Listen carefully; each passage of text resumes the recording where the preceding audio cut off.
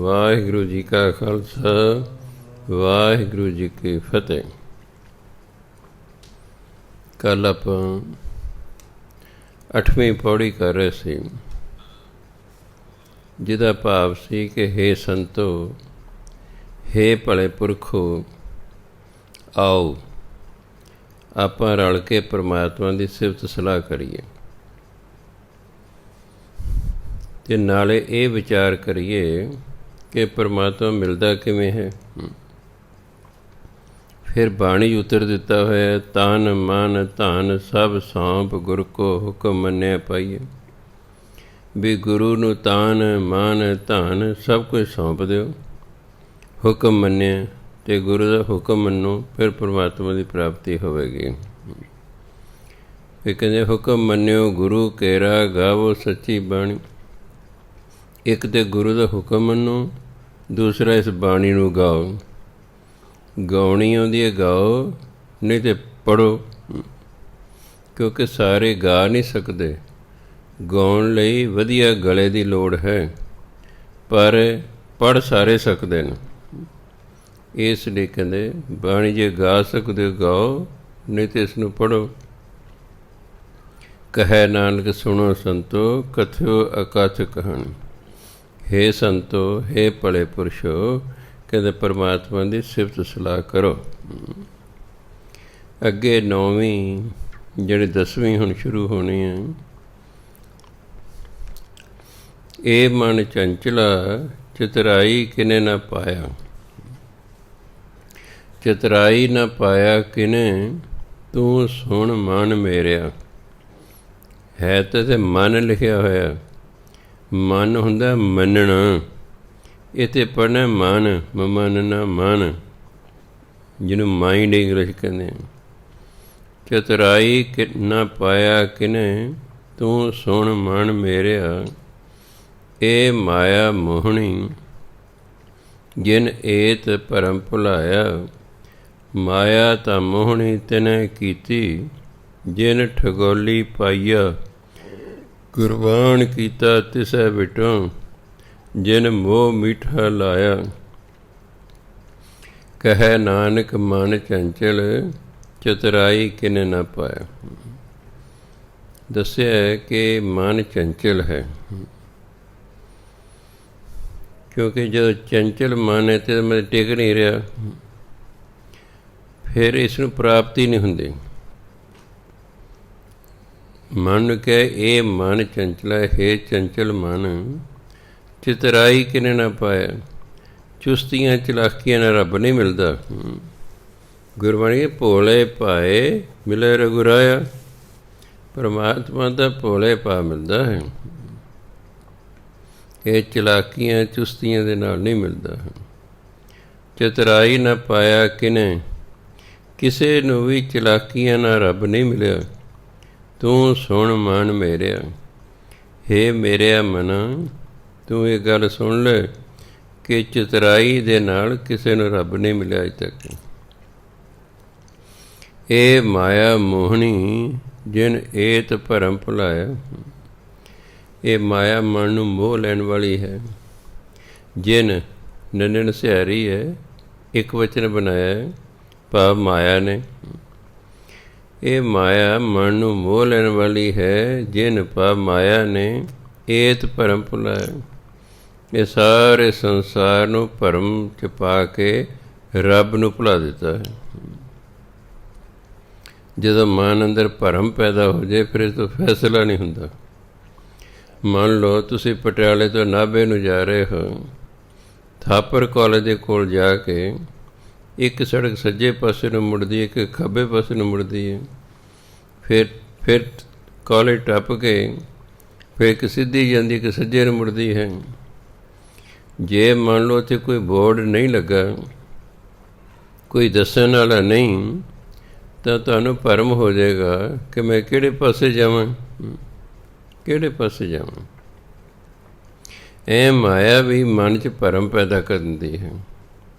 ਭਰਮ ਕਾਰਨ ਮਨੁੱਖ ਤੋਂ ਫੈਸਲਾ ਨਹੀਂ ਹੁੰਦਾ ਕਿ ਮੈਂ ਮਾਇਆ ਵਾਲੇ ਪਾਸੇ ਜਾਵਾਂ ਕਿ ਰੱਬ ਵਾਲੇ ਪਾਸੇ ਜਾਵਾਂ।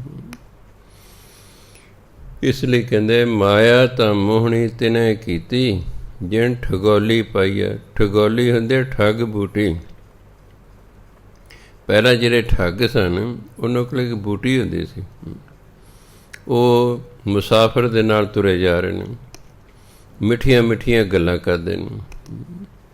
ਠੱਗ ਜਿਹੜਾ ਹੈ ਕਦੇ ਵੀ ਕੌੜੀ ਗੱਲ ਨਹੀਂ ਕਰਦਾ, ਮਿੱਠੀਆਂ ਗੱਲਾਂ ਕਰਦਾ।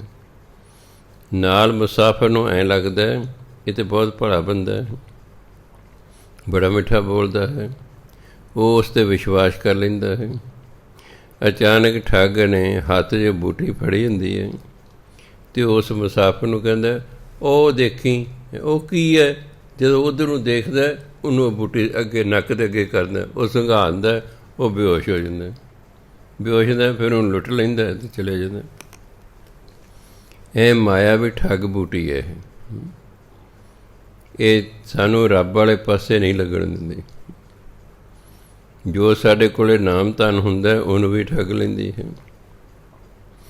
ਸੋ ਮਾਇਆ ਮੋਹਣੀ ਹੈ, ਮਨ ਨੂੰ ਮੋਹ ਲੈਣ ਵਾਲੀ ਹੈ, ਪਰ ਕੀਤੀ ਵੀ ਪਰਮਾਤਮਾ ਨੇ ਹੀ ਹੈ।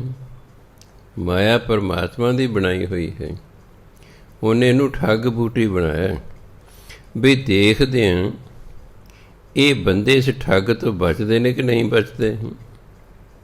ਜੇ ਤਾਂ ਬਚ ਗਏ ਫਿਰ ਤਾਂ ਹੋ ਗਏ ਗੁਰਮੁਖ, ਨਹੀਂ ਤਾਂ ਫਿਰ ਹੋ ਗਏ ਮਨਮੁਖ। ਸੋ ਮਾਇਆ ਠਗੋਲੀ ਹੈ, ਠੱਗ ਬੂਟੀ ਹੈ। ਇਹ ਮਨੁੱਖਾਂ ਨੂੰ ਠੱਗਦੀ ਹੈ, ਉਹਨਾਂ ਨੂੰ ਰੱਬ ਵਾਲੇ ਪਾਸੇ ਨਹੀਂ ਲੱਗਣ ਦਿੰਦੀ। ਕੁਰਬਾਨ ਕੀਤਾ ਤਿਸੈ ਵਿਟੋਂ, ਵਿਟੋਂ ਹੁੰਦਾ ਤੂੰ।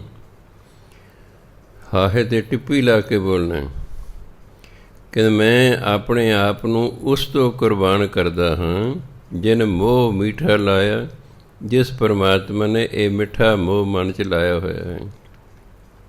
ਮਾਇਆ ਦਾ ਮੋਹ ਮਿੱਠਾ ਹੈ, ਮਾਇਆ ਬੜੀ ਪਿਆਰੀ ਲੱਗਦੀ ਹੈ। ਸੋ ਮਾਇਆ ਦੀ ਖਾਤਰ ਮਨੁੱਖ ਕੁਝ ਵੀ ਕਰ ਸਕਦਾ ਹੈ। ਮਾਇਆ ਦੀ ਖਾਤਰ ਆਪਣੇ ਬਾਪ ਨੂੰ ਵੀ ਮਾਰ ਸਕਦਾ ਹੈ, ਭਰਾਵਾਂ ਨੂੰ ਵੀ ਮਾਰ ਸਕਦਾ ਹੈ, ਹੋਰ ਇਹ ਬਹੁਤ ਕੁਛ ਮਾਇਆ ਦੀ ਖਾਤਰ ਕਰ ਸਕਦਾ ਹੈ। ਮਾਇਆ ਦਿਓ, ਲੋਕਾਂ ਦੂਜਿਆਂ ਨੂੰ ਮਰਵਾ ਲਓ। ਮਾਇਆ ਨਾਲ ਲੋਕ ਦੁਸ਼ਮਣਾਂ ਨੂੰ ਮਰਵਾਉਂਦੇ ਨੇ। ਉਹ ਤਾਂ ਇੰਨਾ ਹੁੰਦਾ ਵੀ ਜਿਹਨੇ ਬਚਣਾ ਹੁੰਦਾ ਫਿਰ ਬਚ ਜਾਂਦਾ ਹੈ। ਹੁਣ ਦੇਖੋ ਜਿਹਨੇ ਬਚਣਾ, ਕਈ ਲੋਕ ਨਾ ਮੌਤ ਤੋਂ ਬਹੁਤ ਡਰਦੇ ਰਹਿੰਦੇ ਨੇ। ਆਹ ਕਰੋਨਾ ਤੋਂ ਕਈ ਬਹੁਤ ਜ਼ਿਆਦਾ ਡਰਦੇ ਨੇ। ਡਰਨਾ ਨਹੀਂ, ਆਪਣੇ ਆਪ ਨੂੰ ਜਿਹੜਾ ਸਾਵਧਾਨ ਰੱਖਣਾ, ਆਪਣੇ ਆਪ ਨੂੰ ਬਚਾਉਣ ਦੀ ਕੋਸ਼ਿਸ਼ ਕਰਨੀ ਹੈ। ਵੀ ਮੂੰਹ ਢੱਕ ਕੇ ਬਾਹਰ ਨਿਕਲਣਾ ਹੈ, ਲੋਕਾਂ ਨੂੰ ਹੱਥ ਨਹੀਂ ਮਿਲਾਣੇ, ਆਮਣੋ ਸਾਹਮਣੇ ਹੋ ਕੇ ਗੱਲਾਂ ਨਹੀਂ ਕਰਨੀਆਂ, ਪਰਹੇਜ਼ ਰੱਖਣਾ, ਪਰ ਡਰਨਾ ਨਹੀਂ। ਡਰਦੇ ਕੌਣ ਨੇ? ਜਿਨ੍ਹਾਂ ਨੂੰ ਗਿਆਨ ਨਹੀਂ ਹੈ, ਜਿਨ੍ਹਾਂ ਨੂੰ ਧਰਮ 'ਤੇ 100% ਵਿਸ਼ਵਾਸ ਹੈ। ਉਹਨਾਂ ਨੂੰ ਪਤਾ ਮਾਰੈ ਰਾਖੈ ਏਕੋ ਆਪ, ਮਾਨਸ ਕੇ ਕਿਛ ਨਾਹੀ ਹਾਥ। ਮਾਰਨ ਵਾਲਾ ਵੀ ਪਰਮਾਤਮਾ ਅਤੇ ਰੱਖਣ ਵਾਲਾ ਵੀ ਪਰਮਾਤਮਾ। ਬਾਕੀ ਜਿਹੜੀ ਮੌਤ ਹੈ ਉਹ ਤਾਂ ਅਸੀਂ ਪਹਿਲਾਂ ਲਿਖਾ ਕੇ ਲਿਆਏ ਹਾਂ। ਕਿਸ ਦਿਨ ਮਰਨਾ, ਕਿਸ ਥਾਂ 'ਤੇ ਮਰਨਾ, ਕਿਸ ਕਾਰਨ ਮਰਨਾ, ਇਹ ਤਿੰਨੋਂ ਚੀਜ਼ਾਂ ਲਿਖੀ ਹੁੰਦੀਆਂ ਨੇ। ਜਿੱਦਾਂ ਇਹ ਤਿੰਨੋਂ ਚੀਜ਼ਾਂ ਇਕੱਠੀਆਂ ਹੋ ਗਈਆਂ ਉਦੋਂ ਸਾਡੀ ਡੈਥ ਹੋ ਜਾਣੀ ਹੈ, ਨਹੀਂ ਤਾਂ ਸਾਨੂੰ ਕੋਈ ਨਹੀਂ ਮਾਰ ਸਕਦਾ। ਆਹ ਢੱਡਰੀਆਂ ਵਾਲੇ ਮਹਾਂਪੁਰਖਾਂ ਨੂੰ ਮਾਰਨ ਦੀ ਕੀਤੀ ਸੀ ਨਾ ਉਹਨੇ ਤਿਆਰੀ। ਕਿੰਨੇ ਬੰਦੇ ਸੜਕ 'ਤੇ ਖੜ੍ਹੇ ਸਨ। ਕੋਈ ਬੰਦਾ ਹਾਇਰ ਕੀਤਾ ਹੋਇਆ ਸੀ ਉਹਨਾਂ ਨੇ ਕਿ ਤੈਨੂੰ ਇੰਨੇ ਪੈਸੇ ਮਿਲਣਗੇ। ਉਹ ਕਹਿੰਦਾ ਮਾਰਨਾ ਕਿਹਨੂੰ ਹੈ? ਕਹਿੰਦੇ ਆਹ ਫਲਾਣੀ ਗੱਡੀ ਆਵੇਗੀ, ਡਰਾਈਵਰ ਦੀ ਸੀਟ ਦੇ ਨਾਲ ਜਿਹੜਾ ਬੰਦਾ ਬੈਠਾ ਹੋਏਗਾ ਤਾਂ ਬਸ ਉਹਦੇ ਸਿਰ 'ਚ ਗੋਲੀ ਮਾਰ ਦੇਣੀ। ਆਹ ਨਹੀਂ ਦੇਖਣਾ, ਤਾਂ ਨਹੀਂ ਦੇਖਣਾ। ਹੁਣ ਦੇਖੋ ਬਚਣਾ ਸੀ। ਉਹਨਾਂ ਨੂੰ ਆਪਣੇ ਇੱਕ ਦੋਸਤ ਹੋਰ ਮਹਾਂਪੁਰਖ ਟੱਕਰ ਗਏ। ਉਹ ਸਤਿਕਾਰ ਵਜੋਂ ਉਹਨਾਂ ਨੇ ਕੀ ਕੀਤਾ, ਆਪਣੇ ਉਸ ਮਹਾਂਪੁਰਖਾਂ ਨੂੰ ਆਪਣੇ ਵਾਲੀ ਸੀਟ 'ਤੇ ਅੱਗੇ ਬਿਠਾਤਾ, ਆਪ ਪਿੱਛੇ ਬਹਿ ਗਏ ਵੀ ਚਲੋ ਸਤਿਕਾਰ ਕੀਤਾ। ਜਦੋਂ ਕਾਰ ਰੁਕੀ, ਜਿਵੇਂ ਉਹਨੂੰ ਕਿਹਾ ਸੀ, ਉਹਨੇ ਕਿਹੜਾ ਵੇਖਿਆ ਹੋਇਆ ਸੀ, ਉਹਨੇ ਖਿੜਕੀ ਸ਼ੀਸ਼ਾ ਤੋੜਿਆ, ਸਿੱਧੀ ਸਿਰ 'ਚ ਗੋਲੀ ਮਾਰੀ ਅਤੇ ਆਪ ਰਫੂ ਚੱਕਰ ਹੋ ਗਿਆ। ਹੁਣ ਮਾਰਨਾ ਕਿਸ ਨੂੰ ਸੀ? ਤੇ ਮਰ ਕੌਣ ਗਿਆ? ਜਿਹਨੇ ਬਚਣਾ, ਜਿਹਨੇ ਨਹੀਂ ਨਾ ਮਰਨਾ, ਉਹਨੇ ਨਹੀਂ ਮਰਨਾ ਹੁੰਦਾ। ਇਹ ਮਨੁੱਖ ਤਾਂ ਉਈਓ ਹੀ ਡਰਦਾ ਰਹਿੰਦਾ ਹੈਗਾ ਵੀ ਮੈਨੂੰ ਕੋਈ ਮਾਰ ਨਾ ਜਾਵੇ। ਵੀ ਜਿੰਨਾ ਚਿਰ ਸਮਾਂ ਹੀ ਨਹੀਂ ਆਇਆ ਉਹਨਾਂ ਚਿਰ ਤੁਹਾਨੂੰ ਕੌਣ ਮਾਰ ਸਕਦਾ ਹੈ। ਇਸ ਲਈ ਡਰਨਾ ਨਹੀਂ ਇਹਨਾਂ ਬਿਮਾਰੀਆਂ ਤੋਂ। ਹਾਂ, ਬਚਾਅ ਕਰਨਾ ਜਿਹੜਾ ਹੈ, ਸਾਵਧਾਨੀਆਂ ਵਰਤਣਾ, ਉਹ ਹੋਰ ਗੱਲ ਹੁੰਦੀ ਹੈ। ਡਰ ਡਰ ਕੇ ਆਪਣੇ ਆਪ ਨੂੰ ਬਿਮਾਰੀ ਲਵਾ ਲੈਣੀ, ਡਿਪਰੈਸ਼ਨ 'ਚ ਚਲੇ ਜਾਣਾ, ਟੈਨਸ਼ਨ 'ਚ ਰਹਿਣਾ, ਹੋਰ ਕੋਈ ਮੁਸੀਬਤ ਖੜੇ ਕਰ ਲੈਣਾ, ਇਹ ਸਿਆਣਪ ਨਹੀਂ ਹੈ। ਤਾਂ ਸਮਝਾਇਆ ਗੁਰੂ ਮਹਾਰਾਜ ਨੇ, ਕੁਰਬਾਨ ਕੀਤਾ ਤਿਸੈ ਵਿਟੋਂ ਜਿਨ ਮੋਹ ਮਿੱਠਾ ਲਾਇਆ। ਇਹ ਮਾਇਆ ਦਾ ਮੋਹ ਪਰਮਾਤਮਾ ਨੇ ਹੀ ਮਿੱਠਾ ਲਾਇਆ ਹੋਇਆ ਹੈ। ਕਹਿੰਦੇ ਮੈਂ ਉਸ ਤੋਂ ਬਲਿਹਾਰ ਜਾਂਦਾ ਹਾਂ। ਫਿਰ ਇਹ ਨਹੀਂ ਕਿਹਾ ਬੜਾ ਮਾੜਾ ਕੀਤਾ ਰੱਬ ਨੇ, ਕਹਿੰਦੇ ਮੈਂ ਬਲਿਹਾਰ ਜਾਂਦਾ। ਵੀ ਮਾਇਆ ਦਾ ਮੋਹ ਕਿੰਨਾ ਬੰਦੇ ਨੂੰ ਮਿੱਠਾ ਲੱਗਦਾ ਹੈ, ਕਿਉਂਕਿ ਮਾਇਆ ਬੜੀ ਪਿਆਰੀ ਲੱਗਦੀ ਹੈ। ਮਾਇਆ ਦੀ ਖਾਤਰ ਬੰਦਾ ਬਹੁਤ ਕੁਛ ਕਰਨ ਲਈ ਤਿਆਰ ਰਹਿੰਦਾ ਹੈ। ਮਾਇਆ ਦੀ ਖਾਤਰ ਅਗਲਾ ਮਾਰਨ ਲਈ ਤਿਆਰ ਹੋ ਗਿਆ ਸੀ, ਮੈਂ ਤਾਂ ਇੰਨੇ ਲੱਖ ਲਾਂਗਾ, ਗੋਲੀ ਮਾਰ ਦਾਂਗਾ ਬਸ। ਮਾਇਆ ਪਿਆਰੀ ਲੱਗਦੀ ਹੈ ਨਾ, ਨਹੀਂ ਤਾਂ ਬੰਦਾ ਸੋਚਦਾ ਵੀ ਉਹਨੇ ਮੇਰਾ ਕੀ ਵਿਗਾੜਿਆ। ਜਿਹਦਾ ਵਿਗਾੜਿਆ ਉਹ ਮਾਰੇ ਨਾ ਮਾਰੇ। ਜਿਸ ਮੰਨ ਲਓ ਮੇਰਾ ਕੋਈ ਵਿਗਾੜਦਾ ਹੈ, ਮੈਂ ਉਸ ਨੂੰ ਮਾਰਾਂ ਨਾ ਮਾਰਾਂ, ਮੈਂ ਕਿਹਾ ਪੈਸੇ ਦੇਣਾ ਫਲਾਣੇ ਬੰਦੇ ਮਾਰਦੇ ਹੈ, ਉਹ ਫਿਰ ਜਿਹੜਾ ਹੈ ਉਹ ਉਸ 'ਤੇ ਪਾਪ ਚੜ੍ਹਦਾ। ਜਿਵੇਂ ਇੱਕ ਬੀਬੀ ਨੂੰ ਭੂਤ ਚੰਬੜੇ ਹੋਏ ਸੀ, ਉਹ ਭੂਤ ਬੋਲਣ ਲੱਗ ਪਈ। ਮੈਨੂੰ ਕਹਿੰਦੀ ਬਾਬਾ ਜੀ ਮੈਂ ਤਾਂ ਤੁਹਾਡਾ ਕੁਛ ਨਹੀਂ ਵਿਗਾੜਿਆ। ਮੈਂ ਨਾ। ਕਹਿੰਦੇ ਫਿਰ ਤੁਸੀਂ ਮੈਨੂੰ ਕਿਉਂ ਇਹਦੇ ਵਿੱਚੋਂ ਕੱਢਦੇ ਹੋ? ਕਹਿੰਦੇ ਇਹਦਾ ਮੇਰਾ ਹਿਸਾਬ ਹੈ, ਤੁਸੀਂ ਮੈਨੂੰ ਇਹਦੇ ਵਿੱਚੋਂ ਕਿਉਂ ਕੱਢਦੇ ਹੋ? ਮੈਂ ਤਾਂ ਤੁਹਾਡਾ ਕੁਛ ਨਹੀਂ ਵਿਗਾੜਿਆ। ਮੈਂ ਹਾਂ ਭਾਈ ਤੂੰ ਮੇਰਾ ਕੁਛ ਨਹੀਂ ਵਿਗਾੜਿਆ। ਕਹਿੰਦੇ ਫਿਰ ਤੁਸੀਂ ਕਿਉਂ ਇਹਨੂੰ ਵਿੱਚੋਂ ਕੱਢਦੇ ਹੋ? ਮੈਂ ਭਾਈ ਇਹ ਦੁਖੀ ਹੈ। ਕਹਿੰਦੇ ਇਹਦਾ ਮੇਰਾ ਹਿਸਾਬ ਹੈ। ਮੈਂ ਚੱਲ ਹੁਣ ਦੇਖੀਏ ਕੀ ਕਹਿੰਦੀ ਹੈ। ਮੈਂ ਦੱਸੋ ਫਿਰ ਤੁਹਾਡੇ ਲਈ ਕੀ ਕਰੇ ਇਹ? ਕਹਿੰਦੇ ਮੇਰੇ ਲਈ ਪਾਠ ਕਰੇ। ਜਦੋਂ ਇਹ ਪਾਠ ਕਰੇਗੀ ਮੇਰਾ ਭਲਾ ਹੋਵੇਗਾ, ਮੈਂ ਇਹਨੂੰ ਫਿਰ ਮੁਆਫ ਕਰ ਦਾਂਗੀ, ਇਹਨੂੰ ਫਿਰ ਮੈਂ ਛੱਡ ਜਾਵਾਂਗੀ। ਤਾਂ ਮੈਨੂੰ ਜੱਚ ਗਿਆ ਵੀ ਵਾਕਈ ਭੂਤ ਨੇ ਮੇਰਾ ਤਾਂ ਕੁਛ ਨਹੀਂ ਵਿਗਾੜਿਆ। ਹੁਣ ਜਿਹੜਾ ਮੇਰੇ ਕੋਲ ਇਹੋ ਜਿਹਾ ਆਉਂਦਾ ਮੈਂ ਉਹਨੂੰ ਪਾੜ ਦਿੰਦਾ ਵੀ ਇਹਦੇ ਭਲੇ ਲਈ ਪਾਠ ਕਰ, ਤੇਰਾ ਖੜਾ ਛੁੱਟੇ। ਬਾਕੀ ਉਹਦੀ ਮਰਜ਼ੀ ਹੈ, ਛੱਡੇ ਨਾ ਛੱਡੇ, ਸਾਡਾ ਕੰਮ ਤਾਂ ਪਾਠ ਦੇਣਾ ਹੈ। ਸੋ ਇਸ ਲਈ ਇਹ ਮਾਇਆ ਦਾ ਮੋਹ ਬੜਾ ਮਿੱਠਾ ਲੱਗਦਾ। ਕਹੈ ਨਾਨਕ ਮਨ ਚੰਚਲ ਚਤਰਾਈ ਕਿਨੇ ਨਾ ਪਾਏ। ਇਸ ਲਈ ਦਿਮਾਗੀ ਚਲਾਕੀਆਂ ਚੁਸਤੀਆਂ ਦੇ ਨਾਲ ਪਰਮਾਤਮਾ ਨਹੀਂ ਮਿਲਦਾ। ਅੱਗੇ ਕਹਿੰਦੇ ਇਹ ਮਨ ਪਿਆਰਿਆ ਤੂੰ ਸਦਾ ਸੱਚ ਸੰਭਾਲੇ। ਸੰਭਾਲੇ ਮੰਮੇ ਦੇ ਪੈਰ 'ਚ ਹਾ ਲਾ ਕੇ ਬੋਲਣਾ। ਇਹ ਮਨ ਪਿਆਰਿਆ ਤੂੰ ਸਦਾ ਸੱਚ ਸੰਭਾਲੇ। ਹੁਣ ਹਾਲਾਂਕਿ ਤੂੰ ਆ ਗਿਆ ਹੈ, ਪਰ ਇੱਥੇ ਭਾਵਨਾ ਜਿਹੜੇ ਹੁਕਮ ਹੈ, ਇਸ ਦੇ ਵਿੱਚ ਹੁਕਮ ਦਿੱਤਾ ਹੋਇਆ ਹੈ। ਇਸ ਕਰਕੇ ਤੂੰ ਭਾਵੇਂ ਆ ਗਏ ਤੇ ਲੱਲੇ ਨੂੰ ਬਿੰਦੀ ਨਹੀਂ ਲੱਗੇਗੀ, ਕਿਉਂਕਿ ਤੇ ਹੁਕਮ ਹੈ। ਇਹ ਮਨ ਪਿਆਰਿਆ ਤੂੰ ਸਦਾ ਸੱਚ ਸੰਭਾਲੇ। ਇਹ ਕੁਟੰਬ ਤੂੰ ਜੇ ਦੇਖਦਾ ਚੱਲੈ ਨਾਹੀਂ ਤੇਰੇ ਨਾਲੇ। ਸਾਥ ਤੇਰਾ ਚੱਲੈ ਨਾਹੀਂ ਤਿਸ ਨਾਲ ਕਿਉਂ ਚਿਤ ਲਾਈਐ। ਐਸਾ ਕੰਮ ਮੂਲੇ ਨਾ ਕੀਚੈ ਜਿਤ ਅੰਤ ਪਛੋਤਾਈਐ। ਸਤ ਗੁਰੂ ਕਾ ਉਪਦੇਸ਼ ਸੁਣ ਤੂੰ ਹੋਵੈ ਤੇਰੇ ਨਾਲੇ। ਕਹੈ ਨਾਨਕ ਮਨ ਪਿਆਰੇ ਤੂੰ ਸਦਾ ਸੱਚ ਸੰਭਾਲੇ। ਇਹ ਮਨ ਪਿਆਰਿਆ, ਹੇ ਪਿਆਰੇ ਮਨਾ। ਕਈ ਵਾਰੀ ਵਡਿਆ ਵਡੂ ਕੇ ਕੰਮ ਲੈਣਾ ਹੁੰਦਾ। ਕਈ ਵਾਰੀ ਕੰਮ ਲੈਣ ਲਈ ਮੈਂ ਦੇਖਿਆ ਅਫਸਰ ਕਰਮਚਾਰੀ ਨੂੰ ਵਡਿਆਉਂਦੇ ਨੇ। ਅਸੀਂ ਟੀਚਰ ਹਾਂ, ਵਿਦਿਆਰਥੀਆਂ ਨੂੰ ਵਡਿਆ ਕੇ ਕੰਮ ਲੈਣਾ ਹੈ, ਸੇਵਾ ਲੈਣੀ ਹੈ। ਸਕੂਲ ਦਾ ਕੋਈ ਕੰਮ ਕਰਨਾ ਹੈ, ਕੋਈ ਸਫਾਈ ਕਰਾਉਣੀ ਹੈ, ਆਪ ਨਾਲ ਲੱਗਣਾ। ਭਾਵੇਂ 2 ਮਿੰਟ ਹੀ ਝਾੜੂ ਫੇਰਨਾ, ਬੱਚਿਆਂ ਨੇ ਫੜ ਲੈਣਾ ਵੀ ਸਰ ਲੱਗੇ, ਮੈਡਮ ਲੱਗੇ ਹੋਏ ਨੇ, ਵਡਿਆ ਕੇ ਉਹਨਾਂ ਤੋਂ ਕੰਮ ਲੈਣਾ ਪੈਂਦਾ ਕਈ ਵਾਰੀ। ਇਹ ਮਨ ਨੂੰ ਵੀ ਪਿਆਰ ਨਾਲ ਕਿਹਾ, ਓਏ ਮਨ ਨਹੀਂ ਕਿਹਾ। ਇਹ ਮਨ ਪਿਆਰਿਆ ਤੂੰ ਸਦਾ ਸੱਚ ਸੰਭਾਲੇ। ਹੇ ਪਿਆਰੇ ਮਨਾ ਤੂੰ ਸਦਾ ਰੱਬ ਨੂੰ ਯਾਦ ਕਰ। ਸੰਭਾਲੇ ਮਨ ਯਾਦ ਕਰ। ਹੇ ਪਿਆਰੇ ਮਨਾ ਤੂੰ ਸਦਾ ਪਰਮਾਤਮਾ ਨੂੰ ਯਾਦ ਕਰ। ਇਹ ਕੁਟੰਬ, ਇਹੋ ਕੁਟੰਬ ਨਹੀਂ ਪੜਨਾ, ਇਸ ਨੂੰ ਖਿਆਲ ਰੱਖਣਾ। ਹਾਹੇ ਨੂੰ ਔਂਕੜ ਤੇ ਇਸ ਲਈ ਲਾਇਆ ਕਿ ਜਿਹੜਾ ਕੁਟੰਬ ਹੈ ਇਹ ਇੱਕ ਵਚਨ ਹੈ ਅਤੇ ਪੁਲਿੰਗ ਹੈ। ਕੁਟੰਬ ਮਨੇ ਪਰਿਵਾਰ। ਪਰਿਵਾਰ ਜਿਹੜਾ ਸ਼ਬਦ ਹੈ ਇਹ ਪੁਲਿੰਗ ਹੈ ਅਤੇ ਇੱਕ ਵਚਨ ਹੈ। ਇਸ ਕਰਕੇ ਇਹਨੂੰ ਹਾਹੇ ਨੂੰ ਔਂਕੜ ਲਾਇਆ, ਬੋਲਣ ਲਈ ਨਹੀਂ ਲਾਇਆ।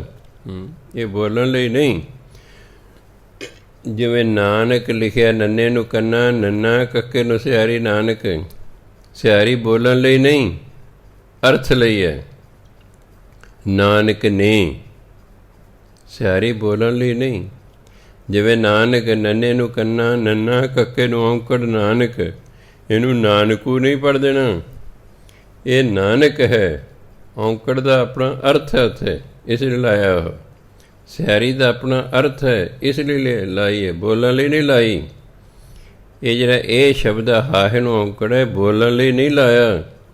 ਇਹ ਦੱਸਿਆ ਕਿ ਅੱਗੇ ਜਿਹੜਾ ਸ਼ਬਦ ਆ ਰਿਹਾ ਉਹ ਪੁਲਿੰਗ ਹੈ ਅਤੇ ਇੱਕ ਵਚਨ ਹੈ। ਕੁਟੰਬ ਜਿਹੜਾ ਹੈ ਤਾਂ ਹੀ ਬੱਬੇ ਨੂੰ ਔਂਕੜ ਲਾਇਆ ਹੋਇਆ ਹੈ। ਕੁਟੰਬ ਇੱਕ ਵਚਨ ਹੈ ਅਤੇ ਪੁਲਿੰਗ ਹੈ। ਅਖੀਰਲੇ ਅੱਖਰ ਨੂੰ ਜੇ ਔਂਕੜ ਲੱਗਾ ਹੁੰਦਾ ਉਹ ਦੱਸ ਰਿਹਾ ਹੁੰਦਾ ਕਿ ਜਿਹੜਾ ਸ਼ਬਦ ਹੈ ਉਹ ਇੱਕ ਵਚਨ ਹੈ ਅਤੇ ਪੁਲਿੰਗ ਹੈ। ਇਹਦੇ ਅੱਗੇ ਜਿਹੜਾ ਇਹ ਸ਼ਬਦ ਲੱਗਾ ਉਹ ਵੀ ਇੱਕ ਵਚਨ ਹੈ ਅਤੇ ਪੁਲਿੰਗ ਹੈ। ਇਸ ਕਰਕੇ ਹਾਹੇ ਨੂੰ ਔਂਕੜ ਲਾਇਆ। ਇਹਨੂੰ ਇਹੋ ਨਹੀਂ ਪੜ੍ਹਨਾ। ਇਹ ਕੁਟੰਬ ਤੂੰ ਜੇ ਦੇਖਦਾ ਚੱਲੇ ਨਾਹੀਂ ਤੇਰੇ ਨਾਲ। ਇਹ ਜਿਹੜਾ ਪਰਿਵਾਰ ਤੂੰ ਵੇਖ ਰਿਹਾ ਨਾ, ਇਹ ਕਹਿੰਦਾ ਤੇਰੇ ਨਾਲ ਨਹੀਂ ਜਾਣਾ। ਇਹਨੇ ਤੇਰੇ ਨਾਲ ਨਹੀਂ ਜਾਣਾ। ਸਾਥ ਤੇਰਾ ਚੱਲੇ ਨਹੀਂ, ਤਿਸ ਨਾਲ ਕਿਉਂ ਚਿਤ ਲਾਈਏ। ਜਿਹਨੇ ਤੇਰੇ ਨਾਲ ਜਾਣੇ ਨਹੀਂ, ਕਹਿੰਦਾ ਉਹਦੇ ਨਾਲ ਤੂੰ ਚਿੱਤ ਲਾਈ ਹੋਇਆ ਬੈਠਾ ਹੈ। ਇਹ ਨਹੀਂ ਕਿ ਅਸੀਂ ਪਰਿਵਾਰ ਨੂੰ ਪਿਆਰ ਨਹੀਂ ਕਰਨਾ, ਇਸ ਤਰ੍ਹਾਂ ਨਹੀਂ ਸਮਝ ਲੈਣਾ। ਕਈ ਲੋਕ ਸਿਰਫ ਪਰਿਵਾਰ ਨੂੰ ਪਾਲਦੇ ਰਹਿੰਦੇ ਨੇ, ਨਾਮ ਨਹੀਂ ਜਪਦੇ। ਗੁਰਬਾਣੀ ਕਹਿੰਦੀ ਪਰਿਵਾਰ ਨੂੰ ਪਾਲੋ। ਇਹ ਨਹੀਂ ਕਿ ਪਰਿਵਾਰ ਨਹੀਂ ਪਾਲਣਾ ਵੀ ਚਲੋ ਚਲੋ ਤੁਸੀਂ ਕਿਹੜਾ ਮੇਰੇ ਨਾਲ ਜਾਣਾ, ਮੈਂ ਤਾਂ ਇਕੱਲੇ ਨੇ ਜਾਣਾ, ਮੈਂ ਤੁਹਾਡੇ ਤੋਂ ਕੀ ਲੈਣਾ। ਇਹ ਭਾਵਨਾ ਨਹੀਂ ਇੱਥੇ।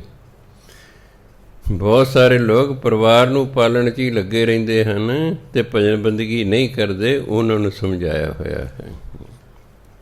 ਉਹਨਾਂ ਸਮਝਾਇਆ ਕਿ ਹੇ ਮਨਾ ਸਾਥ ਤੇਰਾ ਚੱਲੇ ਨਹੀਂ, ਤਿਸ ਨਾਲ ਕਿਉਂ ਚਿਤ ਲਾਈਏ। ਇਹ ਪਰਿਵਾਰ ਨੇ ਤੇਰੇ ਨਾਲ ਹੀ ਨਹੀਂ ਜਾਣਾ, ਇਸ ਲਈ ਤੂੰ ਸਾਰਾ ਧਿਆਨ ਇਹਦੇ ਕਿਉਂ ਲਾਇਆ ਹੋਇਆ ਬਈ ਹੈ। ਆਪਣਾ ਚਿੱਤ ਤੂੰ ਪਰਮਾਤਮਾ ਜੋੜਿਆ ਹੋਇਆ ਹੈ। ਚਿੱਤ ਤੇ ਤੂੰ ਰੱਬ ਨਾਲ ਜੋੜਨਾ ਸੀ। ਪਰਿਵਾਰ ਦੀ ਤੇ ਪਾਲਣਾ ਪੋਸ਼ਣਾ ਕਰਨੀ ਸੀ, ਕਿਉਂਕਿ ਤੂੰ ਪਰਿਵਾਰ ਪੈਦਾ ਕੀਤਾ, ਉਹਦੀ ਪਾਲਣਾ ਪੋਸ਼ਣਾ ਕਰਨਾ ਤੇਰਾ ਫਰਜ਼ ਹੈ। ਮੰਨ ਲਓ ਮੈਂ ਵਿਆਹ ਕਰਾਉਣਾ, ਪਤਨੀ ਹੈ, ਬੱਚੇ ਨੇ, ਉਹਨਾਂ ਨੂੰ ਪਾਲਣਾ ਪੋਸ਼ਣਾ ਮੇਰਾ ਫਰਜ਼ ਬਣਦਾ ਹੈ। ਜੋ ਵਿਆਹ ਕਰਾਇਆ ਅਤੇ ਕੁਝ ਸਾਲਾਂ ਬਾਅਦ ਮੈਨੂੰ ਪੈਸੇ ਦੀ ਲੋੜ ਪੈ ਗਈ। ਮੈਂ ਬੀਬੀ ਨੂੰ ਕਿਹਾ ਪੈਸੇ ਦਿਓ। ਕਹਿੰਦੇ ਸੁਣੋ ਮੇਰੀ ਗੱਲ, ਜੇ ਮੈਂ ਅਨਪੜ੍ਹ ਹੁੰਦੀ ਫੇਰ ਤੁਸੀਂ ਮੈਨੂੰ ਵਿਆਹ ਕੇ ਲਿਆਏ ਨਾ, ਰੋਟੀ ਪਾਣੀ ਦੇਣਾ, ਕੱਪੜੇ ਦੇਣਾ ਤੁਹਾਡਾ ਫਰਜ਼ ਹੈ। ਫਰਜ਼ ਹੈ ਨਾ। ਫਰਜ਼ ਕਰੋ ਮੈਂ ਨਾ ਪੜ੍ਹੀ, ਨਾ ਕਮਾਉਂਦੀ, ਨੌਕਰੀ ਨਾ ਕਰਦੀ, ਫਿਰ ਰੋਟੀ ਪਾਣੀ ਅਤੇ ਕੱਪੜਾ ਦੇਣਾ ਤੁਸੀਂ ਦੇਣੇ ਸਨ ਕਿ ਨਹੀਂ। ਤੁਸੀਂ ਮੈਨੂੰ ਵਿਆਹ ਕੇ ਲਿਆਇਓ ਨਾ। ਮੈਂ ਤਾਂ ਤੁਹਾਨੂੰ ਨਹੀਂ ਲਿਆ ਕੇ ਲਿਆਈ ਵਿਆਹ ਕੇ। ਹਾਂ, ਜੇ ਮੈਂ ਤੁਹਾਨੂੰ ਲਿਆਉਂਦੀ ਫਿਰ ਰੋਟੀ ਕੱਪੜਾ ਤੁਹਾਡਾ ਦੇਣਾ ਮੇਰਾ ਫਰਜ਼ ਬਣਦਾ ਸੀ। ਹੁਣ ਰੋਟੀ ਕੱਪੜਾ ਦੇਣਾ ਤੁਹਾਡਾ ਫਰਜ਼ ਬਣਦਾ ਹੈ। ਬਸ ਮੈਨੂੰ ਦਿਓ, ਗੱਲ ਖਤਮ ਹੈ। ਮੇਰੇ ਤੋਂ ਪੈਸਾ ਕੋਈ ਨਹੀਂ ਮੰਗਣਾ। ਮੈਨੂੰ ਗੱਲ ਜੱਚ ਗਈ। ਮੈਂ ਫਿਰ ਸਾਰੀ ਉਮਰ 'ਤੇ ਇੱਕ ਨਵਾਂ ਪੈਸਾ ਨਹੀਂ ਉਸ ਤੋਂ ਮੰਗਿਆ। ਮੈਂ ਉਸ ਤੋਂ ਇੱਕ ਨਵਾਂ ਪੈਸਾ ਨਹੀਂ ਮੰਗਿਆ ਅਤੇ ਨਾ ਉਹਨੇ ਮੈਨੂੰ ਨਵਾਂ ਪੈਸਾ ਸਾਰੀ ਉਮਰ 'ਚ ਦਿੱਤਾ। ਹਾਂ, ਘਰ 'ਤੇ ਲਾਤਾ, ਗੁਰਦੁਆਰੇ 'ਤੇ ਲਾਤਾ। ਇਸ ਗੱਲੋਂ ਸ਼ੇਰ ਸੀ। ਜਿੰਨਾ ਮਰਜ਼ੀ ਲਵਾ ਲਓ, ਗੁਰਦੁਆਰੇ ਜਿੰਨੇ ਮਰਜ਼ੀ ਲਵਾ ਲਓ, ਘਰ 'ਤੇ ਜਿੰਨੇ ਮਰਜ਼ੀ ਲਵਾ ਲਓ, ਲਾ ਦਿੰਦੇ ਸੀ। ਉਂਝ ਕਹੇ ਦੇਖੋ ਮੈਨੂੰ ਪਾਲਣਾ ਤੁਹਾਡਾ ਫਰਜ਼ ਹੈ, ਤੁਸੀਂ ਮੈਨੂੰ ਵਿਆਹ ਕੇ ਲਿਆਏ ਹੋਏ ਹੋ। ਇਸ ਲਈ ਗੁਰਬਾਣੀ ਕਹਿੰਦੀ ਹੈ ਕਿ ਠੀਕ ਹੈ, ਪਾਲਣਾ ਸਾਡਾ ਫਰਜ਼ ਬਣਦਾ ਹੈ, ਪਾਲਣਾ ਸਾਡਾ ਫਰਜ਼ ਬਣਦਾ ਹੈ, ਪਰ ਇਹ ਨਹੀਂ ਕਿ ਅਸੀਂ ਪਰਿਵਾਰ ਨੂੰ ਪਾਲਦੇ ਹੀ ਰਹੀਏ ਅਤੇ ਪਰਮਾਤਮਾ ਦਾ ਨਾਮ ਹੀ ਨਾ ਜਪੀਏ। ਜਿਸ ਕੰਮ ਲਈ ਅਸੀਂ ਆਏ ਉਹ ਤਾਂ ਜ਼ਰੂਰ ਕਰਨਾ ਨਾ। ਤੁਸੀਂ ਦਫ਼ਤਰ 'ਚ ਜਾਂਦੇ ਹੋ, ਤੁਹਾਨੂੰ ਤਨਖਾਹ ਮਿਲਦੀ ਹੈ, ਜੇ ਦਫ਼ਤਰ ਜਾ ਕੇ ਤੁਸੀਂ ਕੰਮ ਹੀ ਨਾ ਕਰੋ ਫਿਰ ਤੁਹਾਡੇ ਵਿਰੁੱਧ ਐਕਸ਼ਨ ਹੋ ਸਕਦਾ ਨਾ। ਪਰਮਾਤਮਾ ਕਹਿੰਦਾ ਮੈਂ ਤੁਹਾਨੂੰ ਭੇਜਿਆ ਸੰਸਾਰ 'ਤੇ, ਮੇਰਾ ਨਾਮ ਜਪੋ, ਇਸ ਲਈ ਮੇਰਾ ਨਾਮ ਜਪੋ। ਬਾਕੀ ਠੀਕ ਹੈ, ਆਪਣੇ ਪਰਿਵਾਰ ਨੂੰ ਪਾਲੋ, ਮੈਂ ਨਹੀਂ ਕਹਿੰਦਾ ਪਰਿਵਾਰ ਨਾ ਪਾਲੋ, ਪਰਿਵਾਰ ਪਾਲੋ, ਪਰ ਮੇਰਾ ਨਾਮ ਜ਼ਰੂਰ ਜਪੋਗੇ ਕਿ ਮੈਂ ਨਾਮ ਜਪਣ ਲਈ ਤੁਹਾਨੂੰ ਭੇਜਿਆ ਹੋਇਆ। ਇਹ ਗੱਲ ਸਮਝਾਈ ਇਸ ਸ਼ਬਦ 'ਚ। ਹੋਰ ਇਹ ਨਹੀਂ ਕਿ ਅਸੀਂ ਆਪਣੇ ਪਰਿਵਾਰ ਨੂੰ ਭਜਾ ਦੇਣਾ, ਚਲੋ ਚਲੋ ਹੈ। ਕਈ ਲੋਕ ਜਿਨ੍ਹਾਂ ਨੂੰ ਨਹੀਂ ਸੀ ਗਿਆਨ, ਉਹ ਘਰ ਬਾਰ ਛੱਡ ਕੇ ਤੁਰ ਜਾਂਦੇ ਸੀ। ਜੇ ਵਿਆਹ ਕਰਾ ਲਿਆ, ਬਾਲ ਬੱਚੇ ਨੇ, ਫਿਰ ਪਰਿਵਾਰ ਛੱਡ ਕੇ ਨਹੀਂ ਕਿਤੇ ਜਾਣਾ। ਮਹਾਤਮਾ ਬੁੱਧ ਜੀ 12 ਸਾਲ ਭਜਨ ਬੰਦਗੀ ਕਰਦੇ ਰਹੇ, ਜੰਗਲਾਂ ਜਾ ਕੇ, ਘਰ ਬਾਰ ਛੱਡ ਗਏ। ਜਾਂਦਿਆਂ ਹੋਇਆਂ ਆਪਣੀ ਪਤਨੀ ਅਤੇ ਆਪਣੇ ਛੋਟੇ ਬੱਚੇ ਨੂੰ ਵੀ ਨਹੀਂ ਦੱਸਿਆ ਕਿ ਮੈਂ ਜਾ ਰਿਹਾ। ਚੰਨ ਚਾਨਣੀ ਰਾਤ ਸੀ, ਪੁੱਤਰ ਵੀ ਸੁੱਤਾ ਹੋਇਆ ਹੈ, ਪਤਨੀ ਵੀ ਸੁੱਤੀ ਹੋਈ ਹੈ। ਉਹਨਾਂ ਵੱਲ ਵੇਖਿਆ ਬੜੇ ਪਿਆਰ ਨਾਲ ਅਤੇ ਚੁੱਪ ਕਰਕੇ ਪੋਲੇ ਪੈਰੀ ਘਰ ਛੱਡ ਕੇ ਚਲੇ ਗਏ। ਪਤਾ ਨਹੀਂ ਕਿੱਥੇ ਗਏ, ਪਤਾ ਨਹੀਂ ਕਿੱਥੇ ਗਏ। 12 ਸਾਲ ਬਾਅਦ ਜੋ ਗਿਆਨ ਹੋਇਆ, ਘਰ ਆਏ ਤਾਂ ਪਤਨੀ ਕਹਿੰਦੀ, ਸਵਾਮੀ ਜੀ ਕੀ ਇਹ ਗਿਆਨ ਤੁਹਾਨੂੰ ਘਰ ਰਹਿ ਕੇ ਨਹੀਂ ਸੀ ਹੋ ਸਕਦਾ? ਅਤੇ ਮਹਾਤਮਾ ਦੇ ਚੁੱਪ ਕਰ, ਕਿ ਉਹਨਾਂ ਨੂੰ ਗਿਆਨ ਹੋ ਗਿਆ ਕਿ ਇਹ ਗਿਆਨ ਘਰ ਰਹਿ ਕੇ ਵੀ ਹੋ ਸਕਦਾ ਸੀ। ਕਹਿੰਦੇ ਸਵਾਮੀ ਜੀ, ਜਿਸ ਗਿਆਨ ਲਈ ਤੁਸੀਂ 12 ਸਾਲ ਜੰਗਲਾਂ 'ਚ ਰਹੇ, ਕੀ ਇਹ ਗਿਆਨ ਘਰ 'ਚ ਨਹੀਂ ਸੀ ਹੋ ਸਕਦਾ? ਘਰ 'ਚ ਰਹਿ ਕੇ ਨਹੀਂ ਸੀ ਹੋ ਸਕਦਾ? ਅਤੇ ਅੱਗੋਂ ਬੋਲੇ ਨਹੀਂ। ਇਸ ਦਾ ਮਤਲਬ ਹੋ ਸਕਦਾ ਸੀ। ਰਹਿਣਾ ਅਸੀਂ ਪਰਿਵਾਰ ਵਿੱਚ ਹੀ ਹੈ, ਪਰਿਵਾਰ ਦੀ ਪਾਲਣਾ ਹੈ, ਆਪਣੀਆਂ ਡਿਊਟੀਆਂ ਦੇਣੀਆਂ ਨੇ, ਪਰ ਇਹ ਗੱਲ ਯਾਦ ਰੱਖਣੀ ਹੈ, ਜਾ ਕੋ ਆਏ ਸੋਈ ਬਿਹਾਜੋ। ਜਿਸ ਕੰਮ ਲਈ ਅਸੀਂ ਆਏ ਹਾਂ ਉਹੀ ਇਕੱਠਾ ਕਰੋ। ਅਸੀਂ ਨਾਮ ਧਨ ਇਕੱਠਾ ਕਰਨ ਆਏ ਹਾਂ, ਸੰਸਾਰਕ ਧਨ ਇਕੱਠਾ ਕਰਨ ਨਹੀਂ ਆਏ।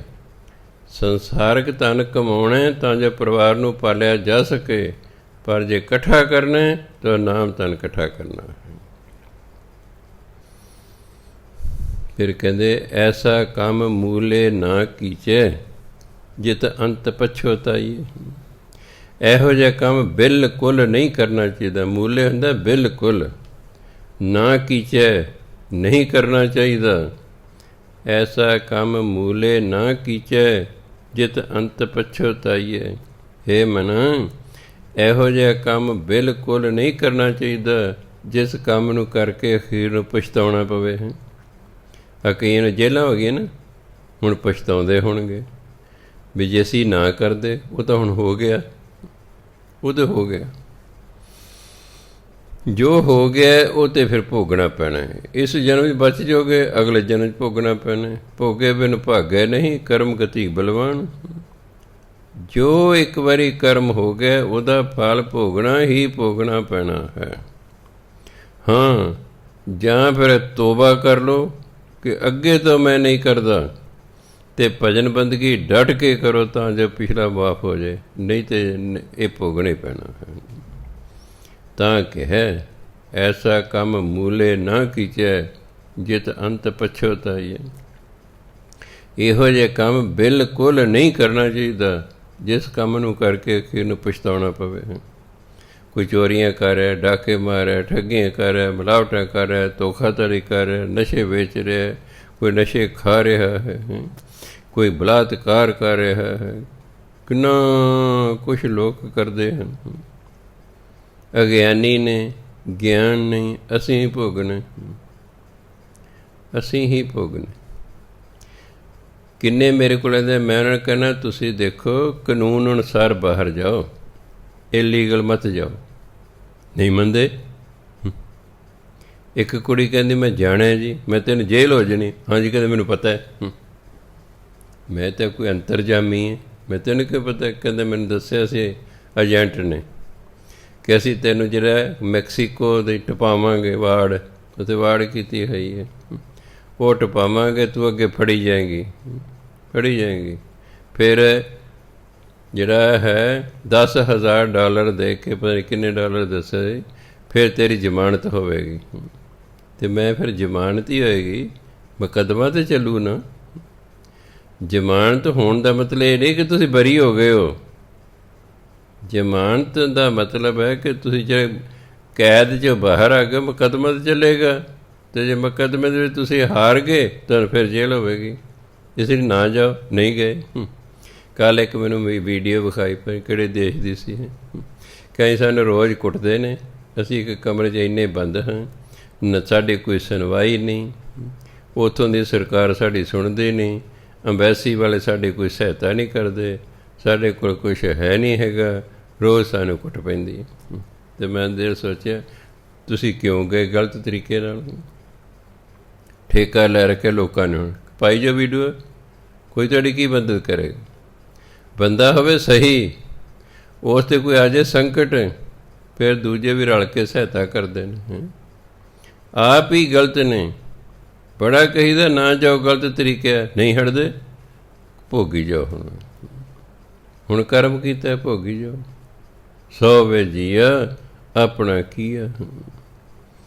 ਇਸ ਲਈ ਗੁਰਬਾਣੀ ਕਹਿੰਦੀ ਹੈ, ਐਸਾ ਕੰਮ ਮੂਲੇ ਨਾ ਕੀਚੈ ਜਿਤ ਅੰਤ ਪਛੋਤਾਈਐ। ਇਹੋ ਜਿਹਾ ਕੰਮ ਬਿਲਕੁਲ ਨਹੀਂ ਕਰਨਾ ਚਾਹੀਦਾ ਜਿਹਦੇ ਨਾਲ ਪਛਤਾਉਣਾ ਪਏ। ਹੁਣ ਪਛਤਾ ਰਹੇ ਨੇ, ਜੇਲ੍ਹ 'ਚ ਬੈਠੇ ਹੋਏ, ਵਾਪਸ ਆਉਣ ਨੂੰ ਪੈਸੇ ਕੋਈ ਨਹੀਂ। ਜਿਹੜਾ ਉੱਥੋਂ ਦਾ ਗੁਰਦੁਆਰੇ ਦਾ ਭਾਈ ਸੀ, ਉਹਨੇ ਸਾਡੇ ਤੋਂ ਲੱਖ ਰੁਪਈਆ ਲੈ ਲਿਆ, ਮੈਂ ਤੁਹਾਡਾ ਕੁਛ ਕਰਦਾ, ਚੱਲ ਉਹ ਪੈਸੇ ਲੈ ਕੇ ਉਹਨੇ, ਉਹ ਸਾਡਾ ਕੁਛ ਨਹੀਂ ਕਰ ਰਿਹਾ, ਪੈਸੇ ਖਾ ਗਿਆ ਸਾਡੇ। ਸੋ ਇਸ ਲਈ ਬਾਣੀ ਸਮਝਾਉਂਦੀ ਹੈ। ਪਹਿਲਾਂ ਤਾਂ ਉਹ ਬਾਣੀ ਪੜ੍ਹਦੇ ਹੀ ਨਹੀਂ, ਜੇ ਪੜ੍ਹਦੇ ਨੇ ਤਾਂ ਸਮਝਦੇ ਨਹੀਂ, ਅਤੇ ਜੇ ਸਮਝ ਆਉਂਦੀ ਤਾਂ ਮੰਨਦੇ ਨਹੀਂ। ਪਹਿਲਾਂ ਬੰਦੇ ਬਾਣੀ ਪੜ੍ਹਦੇ ਹੀ ਨਹੀਂ ਹੈਗੇ। ਬਹੁਤ ਸਾਰੇ ਲੋਕ ਬਾਣੀ ਹੀ ਨਹੀਂ ਪੜ੍ਹਦੇ, ਨਾ ਸਤ ਸੰਗਤ ਕਰਨੇ, ਨਾ ਬਾਣੀ ਪੜ੍ਹਨੀ। ਅਕਲ ਕਿੱਥੋਂ ਆਵੇ? ਅਕਲ ਅਸਮਾਨੋਂ ਨਹੀਂ ਡਿੱਗਦੀ ਹੁੰਦੀ, ਅਕਲ ਕਿਤਾਬਾਂ 'ਚ ਹੁੰਦੀ ਹੈ। ਅਕਲ ਸਿਆਣੇ ਲੋਕਾਂ 'ਚ ਹੁੰਦੀ ਹੈ। ਸਿਆਣੇ ਲੋਕਾਂ ਦੀ ਗੱਲ ਮੰਨੋ, ਵਧੀਆ ਕਿਤਾਬਾਂ ਪੜ੍ਹੋ, ਬਾਣੀ ਪੜ੍ਹੋ, ਕੋਈ ਅਕਲ ਆਵੇ। ਨਾ ਕੋਈ ਚੱਜ ਦੀ ਕਿਤਾਬ ਪੜ੍ਹਨੀ ਹੈ, ਨਾ ਸਤ ਸੰਗਤ ਕਰਨੀ ਹੈ, ਨਾ ਬਾਣੀ ਪੜ੍ਹਨੀ ਹੈ, ਅਕਲ ਕਿੱਥੋਂ ਆਵੇ? ਫਿਰ ਖਾਈ ਜੋ ਧੱਕੇ ਧੋੜੇ ਜਿਹੇ। ਤਾਂ ਸਮਝਾਇਆ, ਐਸਾ ਕੰਮ ਮੂਲੇ ਨਾ ਕੀਚੇ। ਇਹੋ ਜਿਹਾ ਕੰਮ ਬਿਲਕੁਲ ਨਹੀਂ ਕਰਨਾ ਚਾਹੀਦਾ ਜਿਤ ਅੰਤ ਪਛੋਤਾਈਏ, ਜਿਸ 'ਤੇ ਅਖੀਰ ਨੂੰ ਪਛਤਾਉਣਾ ਪਵੇ। ਸਤ ਗੁਰੂ ਕਾ ਉਪਦੇਸ਼ ਸੁਣ ਤੂੰ, ਹੋਵੇ ਤੇਰੇ ਨਾਲ। ਤੂੰ ਗੁਰੂ ਦਾ ਉਪਦੇਸ਼ ਸੁਣ। ਆ ਬਾਣੀ ਗੁਰੂ ਦਾ ਉਪਦੇਸ਼ ਹੀ ਹੈ ਨਾ, ਇਹਨੂੰ ਸੁਣ, ਇਹੀ ਤੇਰੇ ਨਾਲ ਜਾਊ, ਭਾਵ ਇਹੀ ਤੇਰੀ ਸਹਾਇਤਾ ਕਰੂ। ਨਾਲ ਜਾਣ ਤੋਂ ਮਤਲਬ ਸਹਾਇਤਾ ਕਰਨਾ। ਪਰ ਅਗਰ ਚੱਲ ਯਾਰ ਮੈਂ ਤੇਰੇ ਨਾਲ ਚੱਲਦਾ, ਭਾਵ ਜਿੱਥੇ ਲੋੜ ਪਈ ਸਹਾਇਤਾ ਕਰਾਂਗਾ। ਸੋ ਬਾਣੀ ਨੇ ਹੀ ਸਾਡੀ ਸਹਾਇਤਾ ਕਰਨੀ ਹੈ।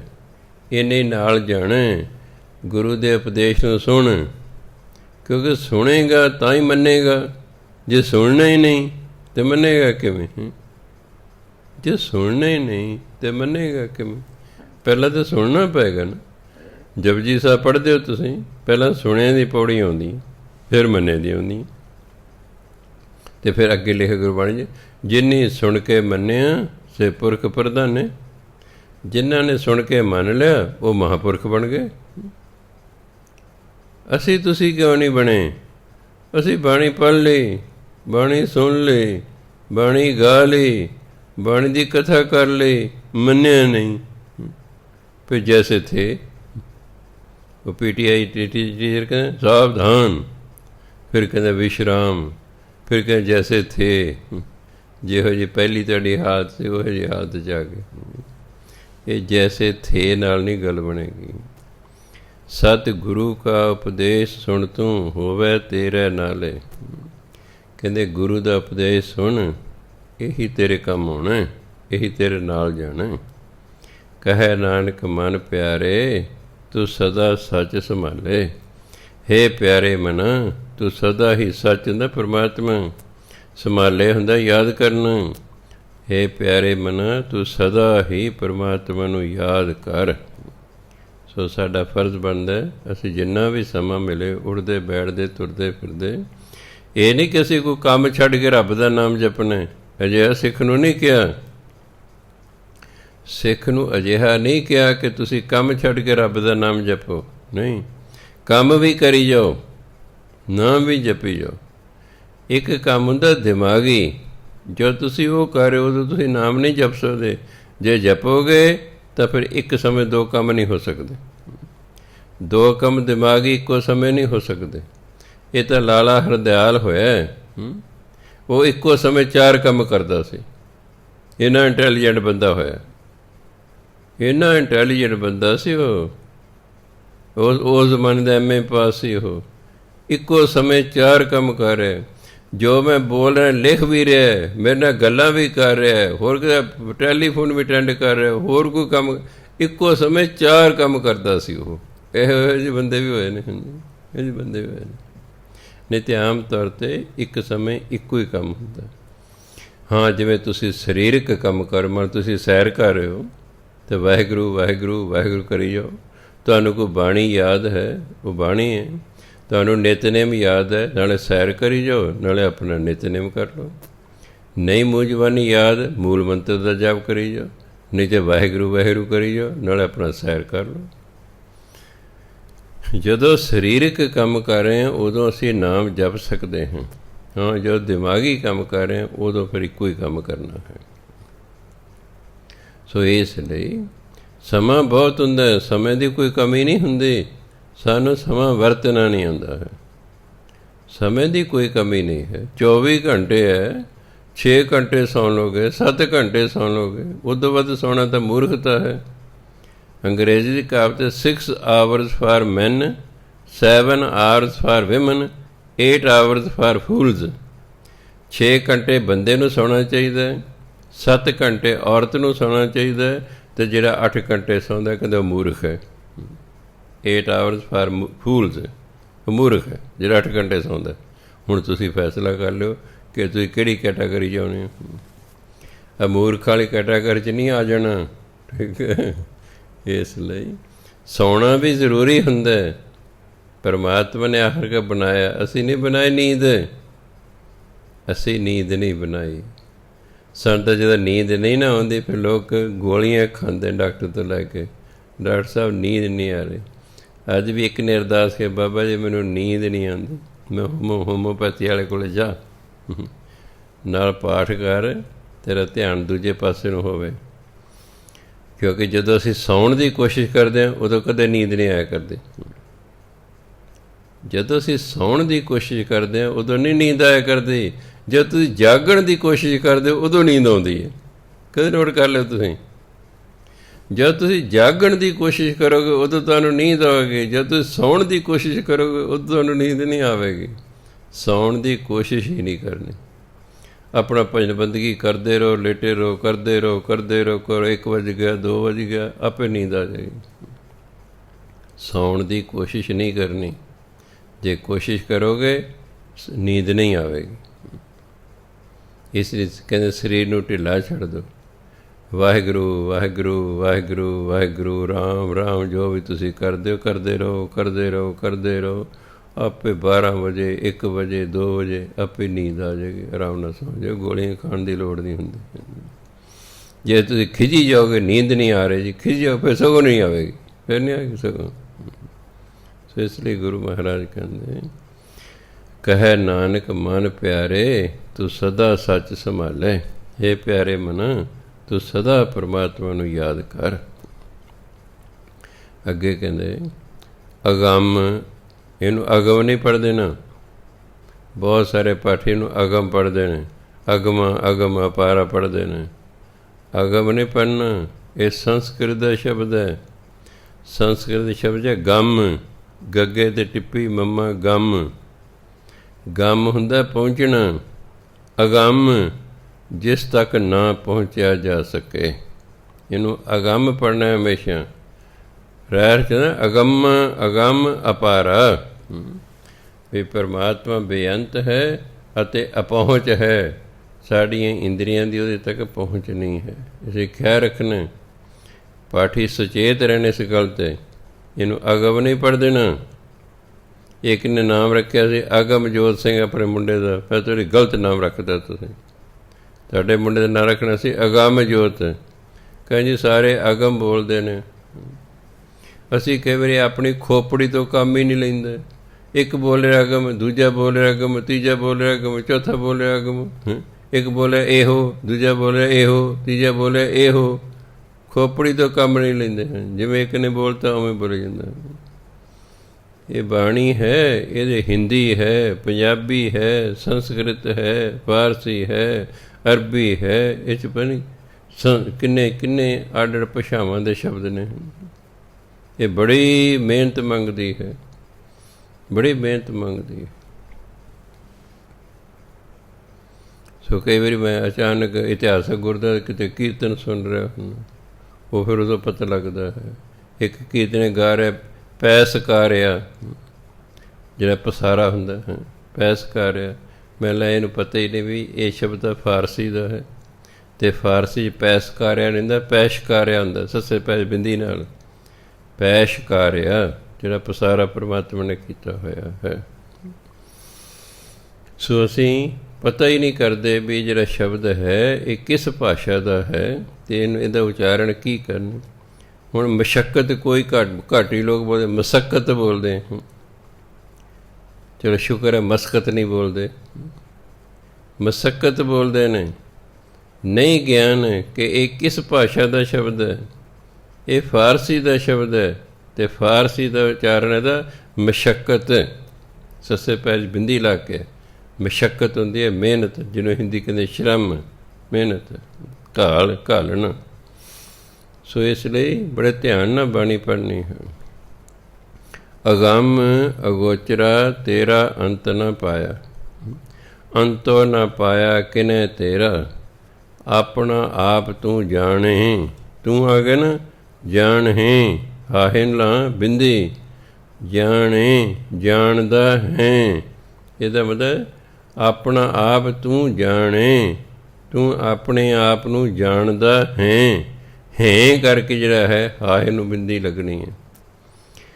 ਅੰਤੋ ਨਾ ਪਾਇਆ ਕਿਨੇ ਤੇਰਾ, ਆਪਣਾ ਆਪ ਤੂੰ ਜਾਣੇ। ਜੀ ਜੰਤ ਸਭ ਖੇਲ ਤੇਰਾ, ਕਿਆ ਕੋ ਆਖ ਬਖਾਣੇ। ਆਖੇਂ ਤਾਂ ਵੇਖੇਂ ਸਭ ਤੂੰ ਹੈ। ਤੂੰ ਆ ਗਏ ਇਸ ਲਈ ਹੈ ਨਹੀਂ ਹੋਏਗਾ, ਤੂੰ ਆ ਗਏ ਅੱਗੇ ਅੱਗੇ ਹੈ, ਸਭ ਤੂੰ ਹੈ। ਜਿਨ ਜਗਤ ਉਪਾਇਆ, ਕਹੈ ਨਾਨਕ ਤੂੰ ਸਦਾ ਅਗੰਮ ਹੈ। ਦੇਖੋ ਇੱਥੇ ਲਾਈ ਟਿੱਪੀ, ਇੱਥੇ ਗੁਰੂਆਂ ਨੇ ਟਿੱਪੀ ਲਾਈ ਹੋਈ ਹੈ। ਇਹਦੇ ਖਿਆਲ ਰੱਖਣਾ। ਕਹੈ ਨਾਨਕ ਤੂੰ ਸਦਾ ਅਗੰਮ ਹੈ, ਤੇਰਾ ਅੰਤ ਨਾ ਪਾਇਆ। ਅਗੰਮ ਅਗੋਚਰਾ, ਅਗੰਮ ਹੁੰਦਾ ਅਪਹੁੰਚ, ਜਿਹਦੇ ਤੱਕ ਇੰਦਰੀਆਂ ਦੀ ਪਹੁੰਚ ਨਾ ਹੋਵੇ। ਅਗੋਚਰਾ ਹੁੰਦਾ ਅਪਕੜ, ਜਿਹਨੂੰ ਪਕੜਿਆ ਨਾ ਜਾ ਸਕੇ। ਪਰਮਾਤਮਾ ਤੱਕ ਸਾਡੀ ਪਹੁੰਚ ਨਹੀਂ, ਪਰਮਾਤਮਾ ਨੂੰ ਅਸੀਂ ਫੜ ਨਹੀਂ ਸਕਦੇ। ਹੇ ਪਰਮਾਤਮਾ ਤੂੰ ਅਗੰਮ ਹੈ, ਤੂੰ ਅਪਹੁੰਚ ਹੈ। ਅਗੋਚਰਾ ਤੂੰ ਅਪਕੜ ਹੈ, ਤੈਨੂੰ ਪਕੜਿਆ ਨਹੀਂ ਜਾ ਸਕਦਾ। ਤੇਰੇ ਤੱਕ ਇੰਦਰੀਆਂ ਦੀ ਪਹੁੰਚ ਨਹੀਂ ਹੈ, ਇੰਦਰੀਆਂ ਤੈਨੂੰ ਫੜ ਨਹੀਂ ਸਕਦੀਆਂ। ਤੇਰਾ ਅੰਤ ਨਾ ਪਾਇਆ, ਕੋਈ ਤੇਰਾ ਅੰਤ ਹੀ ਨਹੀਂ ਜਾਣਦਾ। ਇਸ ਲਈ ਉਹਨੂੰ ਕਹਿੰਦੇ ਬੇਅੰਤ। ਪਰਮਾਤਮਾ ਨੂੰ ਬੇਅੰਤ ਇਸ ਲਈ ਕਹਿੰਦੇ ਨੇ। ਬੇ ਫਾਰਸੀ ਦਾ ਸ਼ਬਦ ਹੈ ਬੇ, ਮੈਨੇ ਬਿਨਾਂ, ਅੰਤ ਐਂਡ ਜਿਹਨੂੰ ਕਹਿੰਦੇ ਹੈ, ਐਂਡਲੈਸ ਜਿਹਨੂੰ ਇੰਗਲਿਸ਼ ਕਹਿੰਦੇ ਐਂਡਲੈਸ। ਬੇਅੰਤ, ਅੰਤ ਤੋਂ ਬਿਨਾਂ, ਜਿਹਦਾ ਕੋਈ ਅੰਤ ਹੀ ਨਹੀਂ ਹੈ, ਉਹਨੂੰ ਕਹਿੰਦੇ ਬੇਅੰਤ। ਅਗੰਮ ਅਗੋਚਰਾ ਤੇਰਾ ਅੰਤ ਨਾ ਪਾਇਆ। ਹੇ ਪਰਮਾਤਮਾ ਤੂੰ ਅਗੰਮ ਹੈ, ਤੇਰੇ ਤੱਕ ਇੰਦਰੀਆਂ ਦੀ ਪਹੁੰਚ ਨਹੀਂ ਹੈ। ਅਗੋਚਰਾ ਤੂੰ ਇੰਦਰੀਆਂ ਦੀ ਪਕੜ 'ਚ ਨਹੀਂ ਆਉਂਦਾ। ਤੇਰਾ ਅੰਤ ਨਾ ਪਾਇਆ, ਕੋਈ ਵੀ ਤੇਰਾ ਅੰਤ ਨਹੀਂ ਪਾ ਸਕਦਾ। ਅੱਜ ਤੱਕ ਕਿਸੇ ਨੇ ਤੇਰਾ ਅੰਤ ਨਹੀਂ ਪਾਇਆ ਵੀ ਇੱਥੇ ਜਾ ਕੇ ਤੂੰ ਮੁੱਕ ਗਿਆ। ਅੰਤ ਐਂਡ ਨੂੰ ਕਹਿੰਦੇ ਵੀ ਇੱਥੇ ਜਾ ਕੇ ਮੁੱਕ ਗਿਆ ਜੀ, ਤੇਰਾ ਅੰਤ ਹੀ ਨਹੀਂ ਕੋਈ ਪਾ ਸਕਿਆ। ਅੰਤੋ ਨ ਪਾਇਆ ਕਿਨੈ ਤੇਰਾ, ਆਪਣਾ ਆਪ ਤੂੰ ਜਾਣੇ। ਤੇਰਾ ਕੋਈ ਅੰਤ ਨਹੀਂ ਪਾ ਸਕਦਾ। ਆਪਣੇ ਆਪ ਨੂੰ ਤੂੰ ਹੀ ਜਾਣਦਾ ਵੀ ਤੂੰ ਕਿੱਡਾ ਵੱਡਾ ਹੈ, ਤੂੰ ਕਿੱਥੋਂ ਤੱਕ ਹੈ, ਤੇਰਾ ਕਿੰਨਾ ਪਸਾਰਾ ਹੈ, ਇਹ ਤੂੰ ਆਪ ਜਾਣਦਾ। ਆਪਣਾ ਆਪ ਤੂੰ ਜਾਣ ਹੀ, ਹਾਹੇ ਨੂੰ ਲਾਂ ਨਾਲ ਬਿੰਦੀ ਜਾਣ ਹੀ। ਇਹ ਜਾਣ ਹੀ, ਇਹ ਦੋ ਨਹੀਂ ਬਣਾ ਦੇਣੇ ਸ਼ਬਦ। ਜਾਣੇ ਇੱਕੋ ਸ਼ਬਦ ਹੈ, ਇਹਨੂੰ ਤੋੜ ਕੇ ਦੋ ਨਹੀਂ ਬਣਾ ਲਏ। ਜਾਣ ਹੀ ਐ ਨਹੀਂ ਬਣਨਾ, ਜਾਣੇ ਇੱਕੋ ਸ਼ਬਦ ਹੈ। ਅੰਤੋ ਨ ਪਾਇਆ ਕਿਨੈ ਤੇਰਾ, ਆਪਣਾ ਆਪ ਤੂੰ ਜਾਣੇ। ਹੇ ਪਰਮਾਤਮਾ, ਆਪਣੇ ਆਪ ਨੂੰ ਤੂੰ ਹੀ ਜਾਣਦਾ ਹੈ, ਤੇਰਾ ਕੋਈ ਅੰਤ ਨਹੀਂ ਪਾ ਸਕਦਾ। ਜੀ ਜੰਤ ਸਭ ਖੇਲ ਤੇਰਾ, ਕਿਆ ਕੋ ਆਖ ਵਖਾਣੇ। ਇਹ ਸਾਰੇ ਜੀਵ ਜੰਤੂ ਤੇਰਾ ਖੇਲ ਨੇ। ਇੱਕ ਤੇਰਾ ਇੱਕ ਖੇਲ ਹੈ, ਤੇਰਾ ਤਾਂ ਇੱਕ ਤਮਾਸ਼ਾ ਹੈ, ਇਹ ਖੇਲ ਹੈ ਤੇਰਾ। ਕਿਆ ਕੋ ਆਖ ਵਖਾਣੇ, ਕੋਈ ਕੀ ਕਹਿ ਕੇ ਵਰਣਨ ਕਰ ਸਕਦਾ ਹੈ। ਇਹ ਤਾਂ ਤੇਰਾ ਖੇਲ ਹੈ, ਕੋਈ ਕੀ ਕਹਿ ਕੇ ਇਸ ਦਾ ਵਰਣਨ ਕਰ ਸਕਦਾ ਹੈ। ਕੀ ਕਹਿ ਸਕਦਾ ਕੋਈ ਤੇਰੇ ਬਾਰੇ। ਆਖੈਂ ਤਾਂ ਵੇਖੈਂ ਸਭ ਤੂੰ ਹੈ, ਜਿਨ ਜਗਤ ਪਾਇਆ। ਹੇ ਪਰਮਾਤਮਾ, ਤੂੰ ਸੰਸਾਰ ਪੈਦਾ ਕੀਤਾ ਹੈ। ਆਖੈਂ ਆਖਦਾ ਹੈ, ਵੇਖੈਂ ਵੇਖਦਾ ਹੈ, ਸਭ ਤੂੰ ਹੈ। ਤੂੰ ਸਭ ਕੁਛ ਆਖਦਾ ਹੈ, ਤੂੰ ਸਭ ਕੁਛ ਵੇਖਦਾ ਹੈ, ਕਿਉਂਕਿ ਤੂੰ ਹੀ ਇਹ ਸਾਰਾ ਸੰਸਾਰ ਪੈਦਾ ਕੀਤਾ ਹੋਇਆ ਹੈ। ਕਹੈ ਨਾਨਕ ਤੂੰ ਸਦਾ ਅਗੰਮ ਹੈ, ਤੇਰਾ ਅੰਤ ਨਾ ਪਾਇਆ। ਗੁਰੂ ਮਹਾਰਾਜ ਕਹਿੰਦੇ, ਹੇ ਪਰਮਾਤਮਾ, ਤੂੰ ਤੇ ਸਦਾ ਹੀ ਅਗੰਮ ਹੈ, ਤੂੰ ਸਦਾ ਹੀ ਅਪਹੁੰਚ ਹੈ, ਤੇਰਾ ਅੰਤ ਨਾ ਪਾਇਆ। ਅੱਜ ਤੱਕ ਤੇਰਾ ਕੋਈ ਅੰਤ ਨਹੀਂ ਪਾ ਸਕਿਆ। ਅੱਗੇ ਕਹਿੰਦੇ, ਸੁਰ ਨਰ ਇਕੱਠਾ ਸ਼ਬਦ ਹੈ। ਜੇ ਰਾਰੇ ਨੂੰ ਸਿਹਾਰੀ ਨਾ ਹੁੰਦੀ ਫਿਰ ਪੜ੍ਹਦੇ ਸੁਰ ਨਰ, ਅੱਡ ਅੱਡ ਪੜ੍ਹਦੇ। ਇਹ ਇਕੱਠਾ ਪੜ੍ਹਨਾ, ਸੁਰ ਨਰ। ਸੁਰ ਨਰ ਮੁਨ ਜਨ, ਜਿਵੇਂ ਮੁਨ ਜਨ ਇਕੱਠਾ ਪੜ੍ਹਨਾ। ਸੁਰ ਨਰ ਮੁਨ ਜਨ, ਅੱਡ ਅੱਡ ਨਹੀਂ ਪੜ੍ਹਨਾ। ਸੁਰ ਨਰ ਮੁਨ ਜਨ ਐ ਨਹੀਂ ਪੜ੍ਹਨਾ। ਸੁਰ ਨਰ ਮੁਨ ਜਨ ਅੰਮ੍ਰਿਤ ਖੋਜਦੇ, ਸੋ ਅੰਮ੍ਰਿਤ ਗੁਰ ਤੇ ਪਾਇਆ।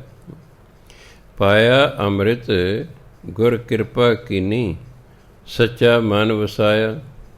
ਜੀ ਜੰਤ ਸਭ ਤੁਧ ਉਪਾਏ, ਇੱਕ ਵੇਖ ਪਰਸਨ ਆਇਆ।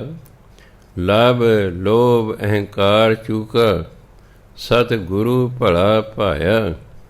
ਕਹੈ ਨਾਨਕ ਜਿਸ ਨੂੰ ਆਪ ਤੁਠਾ, ਤਿਨ ਅੰਮ੍ਰਿਤ ਗੁਰ ਤੇ ਪਾਇਆ।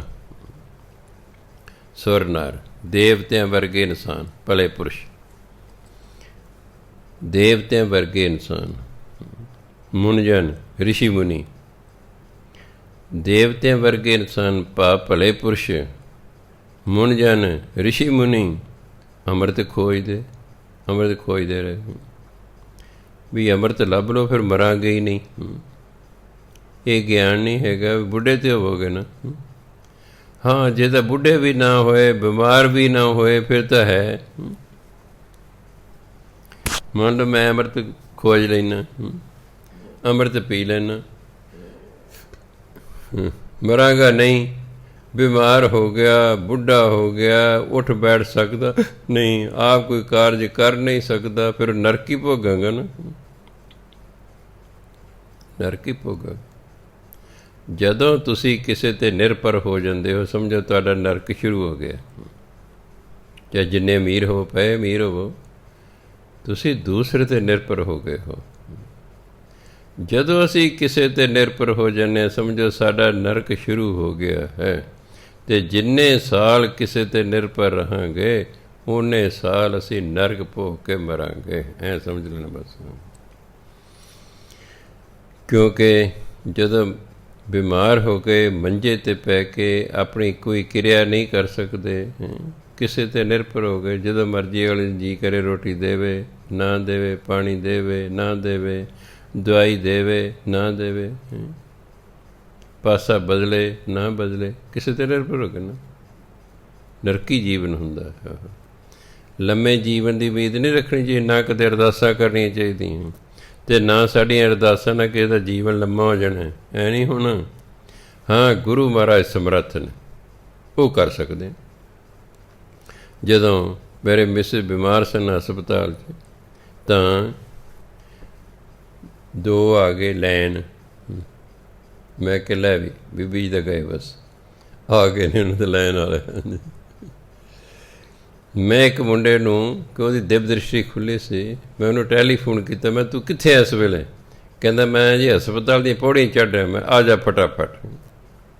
ਜਦੋਂ ਅੰਦਰ ਵੜਿਆ, ਮੈਨੂੰ ਕੰਨ 'ਚ ਕਹਿੰਦਾ ਬਾਬਾ ਜੀ ਤਾਂ 2 ਖੜ੍ਹੇ ਨੇ। ਮੈਂ ਹਾਂ, ਹੁਣ ਬੀਬੀ ਦੀ ਤਿਆਰੀ ਹੈ। ਤਾਂ ਮਤਲਬ ਮੈਨੂੰ ਕਹਿੰਦਾ ਜੀ ਤੁਸੀਂ ਨਾ ਸੰਤ ਸੀਤਲ ਸਿੰਘ ਮਹਾਰਾਜ ਨੂੰ ਸੱਦੋ। ਚਲੋ ਮੈਂ ਉਹਨਾਂ ਨੂੰ ਬੇਨਤੀ ਕੀਤੀ, ਸੂਖਮ ਰੂਪ 'ਚ ਉਹ ਆ ਗਏ, ਕਿਉਂਕਿ ਉਹ ਸਰੀਰ ਤਿਆਗ ਚੁੱਕੇ ਸਨ, ਉਹ ਸੂਖਮ ਰੂਪ 'ਚ ਆ ਗਏ। ਪਰ ਉਹ 2 ਜਿਹੜੇ ਆਏ ਸਨ ਲੈਣ, ਉਹ ਅੰਦਰੋਂ ਨਹੀਂ ਗਏ। ਉਹ ਮੈਨੂੰ ਕਹਿੰਦਾ ਜੀ ਤੁਸੀਂ ਸੰਤ ਸੁਖਦੇਵ ਸਿੰਘ ਜੀ ਨੂੰ ਸੱਦੋ, ਕਿ ਉਹਨਾਂ ਨਾਲ ਮੇਰਾ ਪਿਆਰ ਸੀ। ਮੈਂ ਉਹਨਾਂ ਨੂੰ ਬੇਨਤੀ ਕੀਤੀ, ਉਹ ਵੀ ਸੂਖਮ ਰੂਪ 'ਚ ਆ ਗਏ। ਪਰ ਉਹ ਜਿਹੜੇ 2 ਲੈਣ ਆਏ ਸਨ, ਉਹ ਨਹੀਂ ਗਏ। ਮੈਨੂੰ ਕਿਹਾ ਤੁਸੀਂ ਸੰਤ ਈਸ਼ਰ ਸਿੰਘ ਮਹਾਰਾਜ ਨੂੰ ਸੱਦੋ। ਮੈਂ ਉਹਨਾਂ ਨੂੰ ਬੇਨਤੀ ਕੀਤੀ, ਉਹ ਵੀ ਆ ਗਏ, ਪਰ ਉਹ ਦੋਨੋਂ ਨਹੀਂ ਗਏ।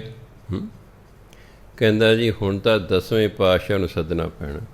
ਮੈਂ ਕਿਹਾ ਯਾਰ ਐਡੀ ਵੱਡੀ ਸ਼ਕਤੀ ਹੈ, ਉਹਨੂੰ ਸੱਦਣਾ ਕਿਹੜਾ ਕੋਈ ਖੱਲਾ ਜੀ ਦਾ ਵਾੜਾ? ਕਹਿੰਦਾ ਨਹੀਂ, ਤੁਸੀਂ ਉਹਨਾਂ ਦੇ ਦਰਬਾਰ 'ਚ ਰਹੇ ਹੋਏ ਹੋ, ਤੁਸੀਂ ਉੱਥੇ ਰਹਿ ਕੇ ਭਾਈ ਮਨੀ ਸਿੰਘ ਦਾ ਪਾਠ ਸਿੱਖਿਆ ਹੋਇਆ ਹੈ, ਤੁਹਾਨੂੰ 10ਵੇਂ ਪਾਤਸ਼ਾਹ ਜਾਣਦੇ ਨੇ, ਬੇਨਤੀ ਤਾਂ ਕਰਕੇ ਦੇਖੋ। ਮੈਂ ਦੋਨੋਂ ਹੱਥ ਜੋੜ ਕੇ ਖਲੋ ਕੇ ਬੇਨਤੀ ਕੀਤੀ, ਸੱਚੇ ਪਾਤਸ਼ਾਹ ਤੁਸੀਂ ਦਰਸ਼ਨ ਦਿਓ। ਬਸ ਉਹ ਬਰਾਂਡੇ 'ਚ ਆ ਰਹੇ ਸਨ 10ਵੇਂ ਪਾਤਸ਼ਾਹ, ਪਤਾ ਸੀ ਨਾ ਹਥਿਆਰਬੰਦ ਆ ਗਏ ਨੇ ਹੁਣ। ਜਿਹੜਾ ਦਰਵਾਜ਼ੇ ਕੋਲ ਖੜ੍ਹਾ ਸੀ ਪਹਿਲਾਂ ਤਾਂ ਉਹ ਭੱਜ ਗਿਆ। ਜਦੋਂ ਗੁਰੂ ਮਹਾਰਾਜ ਦਰਵਾਜ਼ੇ ਦੇ ਕੋਲ ਆ, ਜਿਹੜਾ ਅੰਦਰ ਖੜ੍ਹਾ ਉਹ ਵੀ ਭੱਜ ਗਿਆ, ਉਹ ਭੱਜ ਗਿਆ। ਸੰਗਤ ਬਰਾਂਡੇ 'ਚ ਬੈਠੀ ਚੌਪਈ ਸਾਹਿਬ ਦੇ ਪਾਠ ਕਰ ਰਹੇ ਸੀ। 10ਵੇਂ ਪਾਤਸ਼ਾਹ ਨੇ ਚੌਂਕੜੀ ਮਾਰੀ ਸੰਗਤ ਦੇ ਨਾਲ। 6 ਇੰਚ ਧਰਤੀ ਤੋਂ ਉੱਪਰ ਬੈਠੇ, ਧਰਤੀ ਟੱਚ ਨਹੀਂ ਕਰ ਰਹੇ, 6 ਇੰਚ ਉੱਪਰ ਬੈਠੇ ਚੌਂਕੜਾ ਮਾਰ ਕੇ। ਕੁਝ ਮਿੰਟ ਬੈਠੇ ਰਹੇ, ਜਾਣ ਲੱਗੇ। ਜਿਸ ਮੁੰਡੇ ਨੂੰ ਮੈਂ ਸੱਦਿਆ ਸੀ ਤੂੰ ਆ, ਉਹਨੂੰ ਜਾਂਦੇ ਕਹਿੰਦੇ ਵੀ ਤੇਰੇ ਬਾਬਾ ਜੀ ਦੀ ਉਮਰ ਬਹੁਤ ਲੰਮੀ ਹੈ, ਅਸੀਂ ਇਹਦੀ ਉਮਰ ਦੇ 7 ਸਾਲ ਲੈ ਕੇ ਇਹਨਾਂ ਦੇ ਮਿਸਿਸ ਨੂੰ ਦੇ ਚੱਲੇ ਹਾਂ, ਇਹ ਕੱਲ੍ਹ ਤੋਂ ਠੀਕ ਹੋਣੇ ਸ਼ੁਰੂ ਹੋ ਜਾਣਗੇ ਅਤੇ 2-4 ਦਿਨਾਂ 'ਚ ਹਸਪਤਾਲਾਂ ਨਾਲ ਛੁੱਟੀ ਹੋ ਜਾਏਗੀ। ਗੁਰੂ ਮਹਾਰਾਜ ਅਤੇ ਬ੍ਰਹਮ ਗਿਆਨੀ ਇਹ ਤਾਂ ਸਮਰੱਥ ਹੁੰਦੇ ਨੇ, ਇਹ ਉਮਰ ਵਧਾ ਘਟਾ ਸਕਦੇ ਨੇ, ਅਸੀਂ ਵਧਾ ਘਟਾ ਨਹੀਂ ਸਕਦੇ। ਹੁਣ ਕਿਸੇ ਮਾਂ ਦਾ ਬੱਚਾ ਬਹੁਤ ਬਿਮਾਰ ਹੈ, ਮਾਂ ਬੜੀਆਂ ਅਰਦਾਸਾਂ ਕਰਦੀ ਹੈ, ਹੇ ਸੱਚੇ ਪਾਤਸ਼ਾਹ ਮੇਰੀ ਉਮਰ ਇਹਨੂੰ ਲੱਗ ਜੇ, ਨਹੀਂ ਲੱਗਦੀ, ਨਹੀਂ ਲੱਗਦੀ। ਜੇ ਐਂ ਲੱਗਣ ਲੱਗੇ ਤਾਂ ਕੋਈ ਕਿਸੇ ਨੂੰ ਮਰਨ ਹੀ ਨਾ ਦੇਵੇ। ਉਹ ਸਮਰੱਥ ਹੁੰਦੇ ਨੇ, ਬਾਕੀ ਜਿੱਦੇ ਲਿਖੀ ਹੈ ਉਹਦੀ ਡੈਥ ਹੋਣੀ ਹੈ। ਹਾਂ, ਜਿਹੜੇ ਬ੍ਰਹਮ ਗਿਆਨੀ ਨੇ ਉਹ ਸਮਰੱਥ ਨੇ ਭਾਈ, ਉਹ ਉਮਰਾਂ ਵਧਾ ਵੀ ਸਕਦੇ ਨੇ, ਜੇ ਚਾਹੁਣ ਤਾਂ ਉਹ ਘਟਾ ਵੀ ਸਕਦੇ ਹਨ। ਹੁਣ ਦੇਖੋ ਬਾਬਾ ਅਟਲ ਰਾਏ ਜੀ ਨੇ 6ਵੇਂ ਪਾਤਸ਼ਾਹ ਦੇ ਸਾਹਿਬਜ਼ਾਦੇ, ਦੋਸਤ ਮਰ ਗਿਆ ਹੈ, ਉਹਨਾਂ ਆਪਣੀ ਸ਼ਕਤੀ ਵਰਤਾ ਕੇ, ਜਨਮ ਤੋਂ ਬ੍ਰਹਮ ਗਿਆਨੀ ਸਨ, ਆਪਣੀ ਸ਼ਕਤੀ ਵਰਤਾ ਕੇ ਦੋਸਤ ਨੂੰ ਮੋਹਨ ਨੂੰ ਜਿਉਂਦਿਆਂ ਕਰਤਾ। ਉਹ ਤਾਂ ਸਾਰੇ ਅੰਮ੍ਰਿਤਸਰ ਚਰਚਾ ਹੋ ਗਈ ਵੀ ਅਟਲ ਰਾਏ ਨੇ, ਬੱਚੇ ਨੇ ਆਪਣੇ ਦੋਸਤ ਨੂੰ ਜਿਉਂਦਿਆਂ ਕਰਤਾ। 6ਵੇਂ ਪਾਤਸ਼ਾਹ ਬਹੁਤ ਨਾਰਾਜ਼ ਹੋਏ ਕਿ ਤੂੰ ਬਹੁਤ ਮਾੜਾ ਕੀਤਾ, ਇਹ ਤਾਂ ਜਿਹਦਾ ਮਰ ਜਾਏਗਾ ਉਹੀ ਸਾਡੇ ਬੂਹੇ 'ਤੇ ਆ ਜਾਏਗਾ, ਅਸੀਂ ਕਿਹਨੂੰ ਕਿਹਨੂੰ ਜਿਉਂਦਾ ਕਰਾਂਗੇ, ਤੂੰ ਪਰਮਾਤਮਾ ਦੇ ਨਿਯਮ ਨੂੰ ਤੋੜਤਾ ਹੈ। ਕਹਿ ਜੀ ਫਿਰ ਕੀ ਕਰਾਂ? ਕਿ ਜਾਂ ਤਾਂ ਉਹਨੂੰ ਦੁਬਾਰਾ ਮਾਰ ਅਤੇ ਜਾਂ ਫਿਰ ਉਹ ਥਾਂ 'ਤੇ ਆਪ ਮਰ। ਕਹਿੰਦਾ ਦੇਖੋ ਜੀ ਉਹਨੂੰ ਤਾਂ ਨਹੀਂ ਮੈਂ ਮਾਰਦਾ, ਆਪ ਮਰ ਸਕਦਾ। ਜਪਜੀ ਸਾਹਿਬ ਦਾ ਕੀਤਾ ਪਾਠ, ਕੀਤੀ ਅਰਦਾਸ, ਚਾਦਰ ਲਈ, ਲੇਟ ਗਏ, ਸਰੀਰ ਤਿਆਗਤਾ। ਕਿਉਂ? ਬ੍ਰਹਮ ਗਿਆਨੀ ਸਨ ਜਨਮ ਤੋਂ ਹੀ, ਉਹ ਜਦੋਂ ਮਰਜ਼ੀ ਜਾ ਸਕਦੇ ਨੇ, ਉਮਰ ਵਧਾਉਣੀ ਚਾਹੁਣ ਵਧਾ ਸਕਦੇ ਨੇ, ਪਰ ਅਸੀਂ ਤੁਸੀਂ ਕਿਸੇ ਦੀ ਉਮਰ ਵਧਾ ਘਟਾ ਨਹੀਂ ਸਕਦੇ। ਇਸ ਲਈ ਗੁਰੂ ਮਹਾਰਾਜ ਕਹਿੰਦੇ ਸੁਰ ਨਰ ਮੁਨ ਜਨ ਅੰਮ੍ਰਿਤ ਖੋਈ ਦੇ, ਸੋ ਅੰਮ੍ਰਿਤ ਗੁਰ ਤੇ ਪਾਇਆ। ਭਲੇ ਪੁਰਸ਼ ਰਿਸ਼ੀ ਮੁਨੀ ਅੰਮ੍ਰਿਤ ਨੂੰ ਖੋਜਦੇ ਰਹੇ ਵੀ ਕਿਤੇ ਅੰਮ੍ਰਿਤ ਮਿਲ ਜੇ। ਉਹ ਸੰਸਾਰ 'ਚ ਕੋਈ ਅੰਮ੍ਰਿਤ ਨਹੀਂ ਹੈ ਜਿਹੜਾ ਤੁਹਾਨੂੰ ਅਮਰ ਕਰ ਦੇਵੇ, ਉਹ ਨਾਮ ਹੈ। ਪਰਮਾਤਮਾ ਦਾ ਨਾਮ ਹੀ ਅਸਲ ਵਿੱਚ ਅੰਮ੍ਰਿਤ ਹੈ। ਸੋ ਅੰਮ੍ਰਿਤ ਗੁਰ ਤੇ ਪਾਇਆ। ਉਹਦੇ ਖੋਜਦੇ ਰਹੇ ਵੀ ਸ਼ਾਇਦ ਪਾਣੀ ਕਿਤੋਂ ਮਿਲ ਜੇ, ਕੋਈ ਤਲਾਅ ਕਿਤੇ ਮਿਲ ਜੇ, ਕੋਈ ਹੋਰ ਕਿਤੇ ਮਿਲ ਜੇ ਜਿਹੜਾ ਅੰਮ੍ਰਿਤ ਦਾ ਕੁੰਡ ਹੋਵੇ। ਉਸ ਤਰ੍ਹਾਂ ਕੋਈ ਨਹੀਂ ਹੈਗਾ ਅਤੇ ਨਾ ਕਿਸੇ ਨੂੰ ਅੱਜ ਤੱਕ ਮਿਲਿਆ ਹੈਗਾ। ਸੋ ਅੰਮ੍ਰਿਤ ਗੁਰ ਤੇ ਪਾਇਆ। ਅੰਮ੍ਰਿਤ ਤਾਂ ਗੁਰੂ ਤੋਂ ਪ੍ਰਾਪਤ ਹੋਇਆ। ਅੰਮ੍ਰਿਤ ਦਾ ਕੀ ਮਤਲਬ? ਅਮ੍ਰਿਤ, ਮੌਤ ਤੋਂ ਰਹਿਤ ਕਰ ਦੇਣ ਵਾਲਾ। ਮ੍ਰਿਤਿਉ ਜਿਹਨੂੰ ਹਿੰਦੀ ਕਹਿੰਦੇ ਮੌਤ। ਅੰਮ੍ਰਿਤ, ਮੌਤ ਤੋਂ ਰਹਿਤ ਕਰ ਦੇਣ ਵਾਲੀ ਚੀਜ਼ ਨੂੰ ਕਹਿੰਦੇ ਅੰਮ੍ਰਿਤ। ਅਸਲ ਮਰਨਾ ਤੇ ਹਰ ਇੱਕ ਨੇ ਹੀ ਹੈ। ਜੋ ਆਇਆ ਸੋ ਚਲਸੀ, ਸਭ ਕੋਈ ਆਈ ਵਾਰੀ ਹੈ। ਰਾਮ ਗਇਓ ਰਾਵਣ ਗਇਓ। ਇੱਥੇ ਚਾਹੇ ਚੰਗਾ ਹੈ ਚਾਹੇ ਮੰਦਾ ਹੈ, ਸਭ ਨੇ ਸੰਸਾਰ ਤੋਂ ਜਾਣਾ ਹੈ। ਮਗਰ ਨਾਮ ਰਹਿ ਜਾਂਦਾ ਬਸ ਬੰਦੇ ਦਾ, ਚੰਗਾ ਜਾਂ ਮੰਦਾ। ਮਗਰ ਮਨੁੱਖ ਦਾ ਨਾਮ ਰਹਿ ਜਾਂਦਾ, ਚੰਗਾ ਜਾਂ ਮੰਦਾ ਰਹਿ ਜਾਂਦਾ, ਉਹਦਾ ਨਾਮ ਰਹਿ ਜਾਂਦਾ ਹੈ। ਸੋ ਜਿਹੜਾ ਅੰਮ੍ਰਿਤ ਹੈ ਐਕਚੁਅਲੀ ਇਹ ਕੀ ਕੰਮ ਕਰਦਾ? ਸਾਡੇ ਅੰਦਰ ਮੌਤ ਦਾ ਜਿਹੜਾ ਡਰ ਹੈ ਉਹ ਖ਼ਤਮ ਕਰ ਦਿੰਦਾ। ਬਸ ਮੌਤ ਤਾਂ ਆਉਣੀ ਆਉਣੀ ਹੈ, ਪਰ ਬਹੁਤ ਸਾਰੇ ਲੋਕ ਮੌਤ ਤੋਂ ਡਰਦੇ ਰਹਿੰਦੇ ਨੇ। ਮੌਤ ਦਾ ਡਰ ਇੱਕ ਐਸਾ ਹੈ, ਸ਼ਾਇਦ ਮੈਂ ਵੀ ਡੋਲ ਜਾਵਾਂ ਜੇ ਮੈਨੂੰ ਕਹੇ ਬਾਬਾ ਜੀ ਜੋ ਕੋਈ ਤੁਹਾਡੇ ਕੋਲ ਹੈ ਧਰ ਦਿਓ, ਨਹੀਂ ਗੋਲੀ ਮਾਰ ਦਾਂਗੇ। ਅਤੇ ਸ਼ਾਇਦ ਮੈਂ ਵੀ ਕਹਾਂਗਾ ਨਾ ਮੈਨੂੰ ਮਾਰੋ, ਨਾ ਲੈ ਲਓ ਜੋ ਕੁਛ ਮੇਰੇ ਕੋਲ ਹੈ। ਹੋ ਸਕਦਾ, ਪੋਸੀਬਿਲਿਟੀ ਹੈ। ਇਸ ਲਈ ਅੰਮ੍ਰਿਤ ਅਸਲ ਕੀ ਹੈ? ਮੌਤ ਦੇ ਡਰ ਤੋਂ ਮਨੁੱਖ ਨੂੰ ਰਹਿਤ ਕਰ ਦੇਣਾ। ਦਸਮ ਪਾਤਸ਼ਾਹ ਨੇ ਅੰਮ੍ਰਿਤ ਛਕਾਇਆ ਸੀ ਨਾ, ਫਿਰ ਕੋਈ ਮੌਤ ਤੋਂ ਡਰਿਆ? ਕੋਈ ਨਹੀਂ ਡਰਿਆ। ਵੱਡੇ ਵੱਡੇ ਤਸੀਹੇ ਦਿੱਤੇ ਗਏ ਸਿੱਖਾਂ ਨੂੰ, ਇੱਕ ਵੀ ਨਹੀਂ ਡੋਲਿਆ, ਇੱਕ ਵੀ ਨਹੀਂ ਡੋਲਿਆ। ਕਿਸੇ ਨੇ ਤਰਲੇ ਨਹੀਂ ਕੱਢੇ ਮੈਨੂੰ ਨਾ ਮਾਰੋ, ਮੈਨੂੰ ਤੰਗ ਨਾ ਕਰੋ, ਮੈਂ ਮੁਸਲਮਾਨ ਹੋ ਜਾਣਾ, ਨਾ, ਇੱਕ ਨਹੀਂ ਡੋਲਿਆ। ਉਹ ਅੰਮ੍ਰਿਤ ਸੀ। ਮਰਨਾ ਤਾਂ ਹੈ ਹੀ, ਪਰ ਮੌਤ ਦਾ ਡਰ ਹੀ ਖਤਮ ਕਰਤਾ। ਅਸਲ ਉਹ ਅੰਮ੍ਰਿਤ ਹੁੰਦਾ। ਸੁਰ ਨਰ ਮੁਣ ਜਨ ਅੰਮ੍ਰਿਤ ਖੋਜਦੇ, ਸੋ ਅੰਮ੍ਰਿਤ ਗੁਰ ਤੇ ਪਾਇਆ। ਉਹ ਤੇ ਗੁਰੂ ਤੋਂ ਪ੍ਰਾਪਤ ਹੋਇਆ।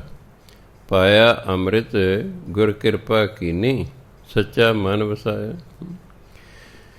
ਗੁਰੂ ਨੇ ਕੀਤੀ ਕਿਰਪਾ, ਉਹਨੇ ਦਿੱਤੀ ਅੰਮ੍ਰਿਤ ਦੀ ਦਾਤ ਅਤੇ ਸੱਚਾ ਮਨ ਵਸਾਇਆ ਅਤੇ ਪਰਮਾਤਮਾ ਨੂੰ ਮਨ ਵਿੱਚ ਵਸਾ ਦਿੱਤਾ। ਪਰਮਾਤਮਾ ਦੀ ਯਾਦ ਹਿਰਦੇ ਵਿੱਚ ਵਸਾ ਦਿੱਤੀ। ਹੁਣ ਕਹਿੰਦੇ ਅੰਮ੍ਰਿਤ ਦੀ ਦਾਤ ਦਿੱਤੀ, ਭਾਵ ਨਾਮ ਦੀ ਦਾਤ ਦਿੱਤੀ ਅਤੇ ਪਰਮਾਤਮਾ ਦਾ ਨਾਮ ਹਿਰਦੇ 'ਚ ਵਸਾਤਾ। ਜੀ ਜੰਤ ਸਭ ਤੁਧ ਉਪਾਏ, ਇੱਕ ਵੇਖ ਪਰਸਨ ਆਇਆ। ਸਾਰੇ ਜੀਵ ਜੰਤੂ ਤੂੰ ਹੀ ਪੈਦਾ ਕੀਤੇ ਨੇ, ਹੇ ਪਰਮਾਤਮਾ। ਸਭ ਬਹੁਵਚਨ ਹੈ। ਸਾਰੇ ਤੁਧ ਉਪਾਏ, ਤੁਧ ਤੂੰ, ਉਪਾਏ ਮੈਨੇ ਪੈਦਾ ਕੀਤੇ। ਸਾਰੇ ਜੀਵ ਜੰਤੂ ਹੈ ਪਰਮਾਤਮਾ ਤੂੰ ਪੈਦਾ ਕੀਤੇ ਹਨ। ਇੱਕ ਹੁੰਦਾ ਕਈ, ਕੱਕੇ ਨੂੰ ਸਿਹਾਰੀ ਲੱਗੀ ਹੈ, ਇਹ ਤਾਂ ਇੱਕ ਬਹੁਵਚਨ ਹੈ। ਕੱਲ੍ਹ ਵੀ ਮੈਂ ਦੱਸਿਆ ਸੀ, ਈੜੀ ਨੂੰ ਸਿਹਾਰੀ ਕੱਕਾ ਇੱਕ ਇਸਤਰੀ ਲਿੰਗ ਹੈ। ਈੜੀ ਨੂੰ ਸਿਹਾਰੀ ਕੱਕੇ ਨੂੰ ਔਂਕੜ ਇੱਕ ਪੁਲਿੰਗ ਹੈ। ਈੜੀ ਨੂੰ ਸਿਹਾਰੀ ਕੱਕੇ ਨੂੰ ਸਿਹਾਰੀ ਬਹੁਵਚਨ ਹੈ, ਇੱਕ ਬਹੁਵਚਨ ਹੈ। ਇੱਕ ਮੈਨੇ ਕਈ, ਇੱਕ ਵੇਖ ਪਰਸਨ ਆਇਆ, ਅਤੇ ਕਈ ਜਿਹੜੇ ਨੇ ਦਰਸ਼ਨ ਕਰਨ ਆਏ। ਇੱਥੇ ਪਰਸਨ ਤੋਂ ਮਤਲਬ ਛੂਹਣ ਤੋਂ ਨਹੀਂ ਹੈਗਾ। ਜਿਵੇਂ ਗੁਰਬਾਣੀ ਦਰਸ਼ਨ ਪਰਸਿਆ ਗੁਰੂ ਕੇ, ਜਨਮ ਮਰਨ ਦੁੱਖ ਜਾਏ। ਦਰਸ਼ਨ ਪਰਸਿਆ, ਦਰਸ਼ਨ ਕਰਨ ਨਾਲ, ਗੁਰੂ ਦੇ ਦਰਸ਼ਨ ਕਰਨ ਨਾਲ ਹੀ ਜਨਮ ਮਰਨ ਦਾ ਦੁੱਖ ਖਤਮ ਹੋ ਜਾਂਦਾ ਹੈ। ਦਰਸ਼ਨ ਹੀ ਨਹੀਂ ਕੋਈ ਕਰਦਾ ਹੈਗਾ। ਬੇਨਤੀਆਂ ਗੁਰੂ ਅੱਗੇ ਕਰਦੇ ਨੇ, ਗੁਰੂ ਦੇ ਦਰਸ਼ਨ ਕਰਨ ਦੀ ਕਦੇ ਕਿਸੇ ਨੇ ਕੋਸ਼ਿਸ਼ ਹੀ ਨਹੀਂ ਕੀਤੀ ਹੈਗੀ। ਇਸ ਲਈ ਕਈ ਫਿਰ ਦਰਸ਼ਨ ਕਰਨ ਆਏ। ਲਭ ਲੋਭ ਅਹੰਕਾਰ ਚੂਕਾ, ਸਤ ਗੁਰੂ ਭਲਾ ਪਾਇਆ। ਹੁਣ ਅੰਮ੍ਰਿਤ ਦੀ ਦਾਤ ਮਿਲ ਗਈ, ਨਾਮ ਦੀ ਮਿਲ ਗਈ ਦਾਤ। ਨਾਮ ਨੇ ਕੀ ਕੀਤਾ? ਅੰਦਰ ਲਾਲਚ, ਲਭ ਲੋਭ, ਜਿਹੜਾ ਅੰਦਰ ਲਾਲਚ ਸੀ, ਲੋਭ ਸੀ, ਅਹੰਕਾਰ। ਧਿਆਨ ਦੇਣਾ, ਅਹੰਕਾਰ ਸੰਸਕ੍ਰਿਤ ਦਾ ਸ਼ਬਦ ਹੈ। ਪੰਜਾਬੀ ਦਾ ਸ਼ਬਦ ਕਹਿੰਦੇ ਹੰਕਾਰ, ਹਾਹੇ ਤੇ ਟਿੱਪੀ, ਕੱਕੇ ਨੂੰ ਕੰਨਾ ਰਾਰਾ, ਅਹੰਕਾਰ। ਹੰਕਾਰ ਫਲਾਣੇ ਬੰਦਾ ਬੜਾ ਹੰਕਾਰ ਕਰਦਾ, ਬੜਾ ਹੰਕਾਰੀ ਹੈ। ਇਹ ਅੱਗੇ ਆੜਾ ਲੱਗਾ ਹੋਇਆ, ਉਹ ਹੈ ਹੁਣ ਸੰਸਕ੍ਰਿਤ ਦਾ ਸ਼ਬਦ ਬਣ ਗਿਆ। ਇਹਨੂੰ ਬੋਲਣਾ ਅਹੰਕਾਰ। ਹਾਹੇ ਤੋਂ ਪਹਿਲਾ ਅੱਖਰ ਜੇ ਮੁਕਤਾ ਹੋਵੇ ਤਾਂ ਉਸ ਨੂੰ ਦਲਾਵਾਂ ਲੱਗਦੀਆਂ ਹਨ। ਜਿਵੇਂ ਦੇਖੋ ਗੁਰਬਾਣੀ 'ਚ ਲਿਖਿਆ ਪਹਿਲਾ, ਪੱਪਾ ਹਾ ਹਾ ਲੱਲੇ ਨੂੰ ਕੰਨਾ, ਸਿੱਧਾ ਲਿਖਿਆ ਪੱਪਾ ਹਾ ਹਾ ਲੱਲੇ ਨੂੰ ਕੰਨਾ। ਪੜ੍ਹਦੇ ਕੀ ਆਪਾਂ? ਪਹਿਲਾ। ਹਾਹੇ ਤੋਂ ਪਹਿਲਾ ਅੱਖਰ ਪੱਪਾ ਹੈ, ਪੱਪਾ ਮੁਕਤਾ ਹੈ, ਉਸ 'ਤੇ ਦਲਾਵਾਂ ਲਾ ਕੇ ਪੜ੍ਹਦੇ ਹਾਂ ਪਹਿਲਾ। ਇਸੇ ਤਰ੍ਹਾਂ ਹੀ ਹੈ, ਹਾਹੇ ਤੋਂ ਪਹਿਲਾ ਅੱਖਰ ਆੜਾ ਹੈ, ਆੜਾ ਮੁਕਤਾ ਹੈ, ਇਸ ਲਈ ਤੇ ਦਲਾਵਾਂ ਲੱਗਣਗੀਆਂ। ਅਤੇ ਜਿਹੜੀ ਹਾਹੇ 'ਤੇ ਟਿੱਪੀ ਹੈ, ਇਹ ਦਲਾਵਾਂ ਦੇ ਨਾਲ ਬਿੰਦੀ ਬਣ ਜਾਏਗੀ, ਅਹੰਕਾਰ। ਹੁਣ ਇਹਦਾ ਉਚਾਰਨ ਹੋਗਾ ਆੜੇ ਨੂੰ ਦਲਾਵਾਂ ਨਾਲ ਬਿੰਦੀ, ਹਾ ਕੱਕੇ ਨੂੰ ਕੰਨਾ ਰਾਰਾ, ਅਹੰਕਾਰ। ਅਰਥ ਹੰਕਾਰ ਹੀ ਹੈ। ਇਹ ਦੂਸਰੀ ਜ਼ੁਬਾਨ ਦਾ ਸ਼ਬਦ ਹੈ, ਇਹਨੂੰ ਬੋਲਣਾ ਅਹੰਕਾਰ। ਅਹੰਕਾਰ ਨਹੀਂ ਬੋਲਣਾ, ਉਹਦਾ ਹੰਕਾਰ ਦਾ ਵਿਰੋਧੀ ਸ਼ਬਦ ਹੋ ਜਾਏਗਾ। ਜੇ ਬੋਲਣ ਅਹੰਕਾਰ, ਵੀ ਉਹਦੇ ਹੰਕਾਰ ਨਹੀਂ ਹੈ, ਉਹ ਤਾਂ ਵਿਰੋਧੀ ਸ਼ਬਦ ਹੋ ਗਿਆ। ਇਹ ਅਹੰਕਾਰ, ਜਿਹਨੂੰ ਕਹਿੰਦੇ ਹੰਕਾਰ। ਲਾਭ ਲੋਭ ਅਹੰਕਾਰ ਚੂਕਾ, ਚੂਕਾ ਬਣੇ ਖਤਮ ਹੋ ਗਏ। ਜਿਹਨੂੰ ਨਾਮ ਦੀ ਦਾਤ ਮਿਲ ਗਈ, ਉਹਦੇ ਅੰਦਰ ਲਾਭ ਲੋਭ ਹੰਕਾਰ ਖਤਮ ਹੋ ਗਏ। ਸਤਿਗੁਰੂ ਭਲਾ ਪਾਇਆ ਅਤੇ ਗੁਰੂ ਉਹਨਾਂ ਨੂੰ ਚੰਗਾ ਲੱਗਦਾ। ਹੁਣ ਗੁਰੂ ਚੰਗਾ ਲੱਗਦਾ ਵੀ ਗੁਰੂ ਨੇ ਦੇਖੋ ਕਿਰਪਾ ਕਰਤੀ ਹੈ, ਅੰਦਰੋਂ ਇਹ ਸਾਰਾ ਕੂੜ ਕਬਾੜੀ ਖਤਮ ਕਰ ਦਿੱਤਾ ਹੈ। ਕਹੈ ਨਾਨਕ ਜਿਸ ਨੂੰ ਆਪ ਤੁਠਾ, ਤੁਠਾ ਮਨੇ ਪ੍ਰਸੰਨ ਹੋਇਆ। ਗੁਰੂ ਹੈ ਜਿਸ 'ਤੇ ਪਰਮਾਤਮਾ ਆਪ ਪ੍ਰਸੰਨ ਹੁੰਦਾ ਨਾ, ਤਿਨ ਅੰਮ੍ਰਿਤ ਗੁਰ 'ਤੇ ਪਾਇਆ, ਉਸੇ ਨੂੰ ਹੀ ਗੁਰੂ ਤੋਂ ਅੰਮ੍ਰਿਤ ਦੀ ਪ੍ਰਾਪਤੀ ਹੁੰਦੀ ਹੈ। ਜਿਸ ਨੂੰ, ਜਿਸ ਇੱਕ ਵਚਨ ਹੈ, ਜਿਸ ਨੂੰ, ਜਿਨ੍ਹਾਂ ਨੂੰ ਨਹੀਂ। ਜਿਹਦੇ ਕਹੇ ਨਾਨਕ ਜਿਨ੍ਹਾਂ ਨੂੰ, ਫਿਰ ਤਾਂ ਅੱਗੇ ਹੋਣਾ ਸੀ ਤਿੰਨ, ਨੰਨੇ ਨੂੰ ਸਿਆਰੀ ਨਹੀਂ ਸੀ ਹੋਣੀ। ਇਹ ਜਿਸ ਇੱਕ ਵਚਨ ਹੈ, ਅੱਗੇ ਇਸ ਲਈ ਤਿੰਨ ਹੈ। ਕਹੇ ਨਾਨਕ ਜਿਸ ਨੂੰ ਆਪ ਤੁਠਾ, ਗੁਰੂ ਹੈ ਜਿਸ 'ਤੇ ਪਰਮਾਤਮਾ ਆਪ ਖੁਸ਼ ਹੋਇਆ ਨਾ, ਤਿੰਨ ਅੰਮ੍ਰਿਤ ਗੁਰ 'ਤੇ ਪਾਇਆ। ਤਿੰਨ ਉਸ ਨੇ, ਜਦੋਂ ਨੰਨੇ ਨੂੰ ਸਿਆਰੀ ਲੱਗ ਗਈ ਹੈ, ਇਹ ਇੱਕ ਵਚਨ ਹੋ ਗਿਆ। ਜੇ ਨੰਨੇ ਨੂੰ ਸਿਆਰੀ ਨਾ ਹੁੰਦੀ, ਤਿੰਨ ਬਹੁਵਚਨ ਹੋਣਾ ਸੀ, ਇਹ ਇੱਕ ਵਚਨ ਹੋ ਗਏ। ਜਿਸ 'ਤੇ ਪਰਮਾਤਮਾ ਖੁਸ਼ ਹੈ, ਉਸ ਨੂੰ ਗੁਰੂ ਤੋਂ ਅੰਮ੍ਰਿਤ ਦੀ ਦਾਤ ਪ੍ਰਾਪਤ ਹੁੰਦੀ ਹੈ। ਪਹਿਲਾਂ ਪਰਮਾਤਮਾ ਖੁਸ਼ ਹੁੰਦਾ, ਫਿਰ ਸਾਡਾ ਮਨ ਕਰਦਾ ਵੀ ਆਪਾਂ ਯਾਰ ਅੰਮ੍ਰਿਤਧਾਰੀ ਹੋ ਜਾਈਏ।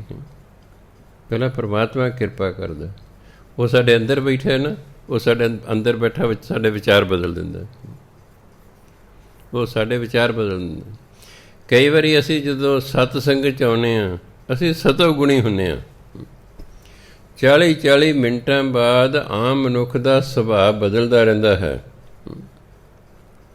ਜੇ ਖੱਬੀ ਨਾਸ ਕਿਸੇ ਦੀ ਚੱਲ ਰਹੀ ਹੈ, ਦੇਖੋ ਦੋਨੋਂ ਨਾਸਾਂ ਇੱਕਸਾਰ ਨਹੀਂ ਚੱਲਦੀਆਂ, ਦੋਨੋਂ ਨਾਸਾਂ ਕਿਸੇ ਦੀਆਂ ਇੱਕਸਾਰ ਨਹੀਂ ਚੱਲਦੀਆਂ। ਬਹੁਤ ਘੱਟ ਲੋਕ ਨੇ ਜਿਹੜੇ ਆਤਮਿਕ ਅਵਸਥਾ 'ਤੇ ਉੱਚੇ ਹੋ ਗਏ ਨੇ, ਉਹਨਾਂ ਦੀਆਂ ਦੋਨੋਂ ਨਾਸਾਂ ਇੱਕੋ ਸਮੇਂ ਕੰਮ ਕਰਦੀਆਂ ਨੇ। ਸਾਡੀ ਕਦੇ ਤੁਸੀਂ ਵੇਖ ਲਓ, ਇੱਕ ਨਾਸ ਨੂੰ ਤੁਸੀਂ ਬੰਦ ਕਰ ਲਓ, ਸਾਹ ਛੱਡੋ ਹੱਥ 'ਤੇ, ਫਿਰ ਦੂਜੀ ਬੰਦ ਕਰ ਦੇਖੋ, ਇੱਕ 'ਚ ਸਾਹ ਤੇਜ਼ੀ ਨਾਲ ਆ ਰਿਹਾ, ਇੱਕ 'ਚ ਸਾਹ ਘੱਟ ਆ ਰਿਹਾ।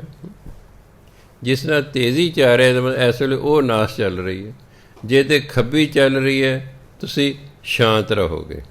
ਤੁਹਾਨੂੰ ਕੋਈ ਦੋ ਸ਼ਬਦ ਆਵਾ ਤਵਾ ਬੋਲ ਦੇਗਾ ਤਾਂ ਵੀ ਚੁੱਪ ਰਹੋਗੇ। ਜੇ ਕਿਤੇ ਸੱਜੀ ਨਾਸ ਚੱਲ ਰਹੀ, ਤੁਸੀਂ ਤੇ ਪਹਿਲੇ ਹੀ ਗੁੱਸੇ 'ਚ ਹੋ, ਬਸ ਕਿਸੇ ਨੇ ਕਿਹਾ ਨਹੀਂ ਤੇ ਚੱਲ ਸੋ ਚੱਲ, ਫਿਰ ਹੋਈ ਨਹੀਂ। ਜਦੋਂ ਦੋਨੋਂ ਨਾਸਾਂ ਇੱਕ ਸਾਰ ਚੱਲ ਰਹੇ, ਉਦੋਂ ਅਸੀਂ ਸਤੋ ਗੁਣੀ ਹੁੰਦੇ ਹਾਂ। ਉਦੋਂ ਕਿਹਾ ਸਤੋ ਗੁਣੀ।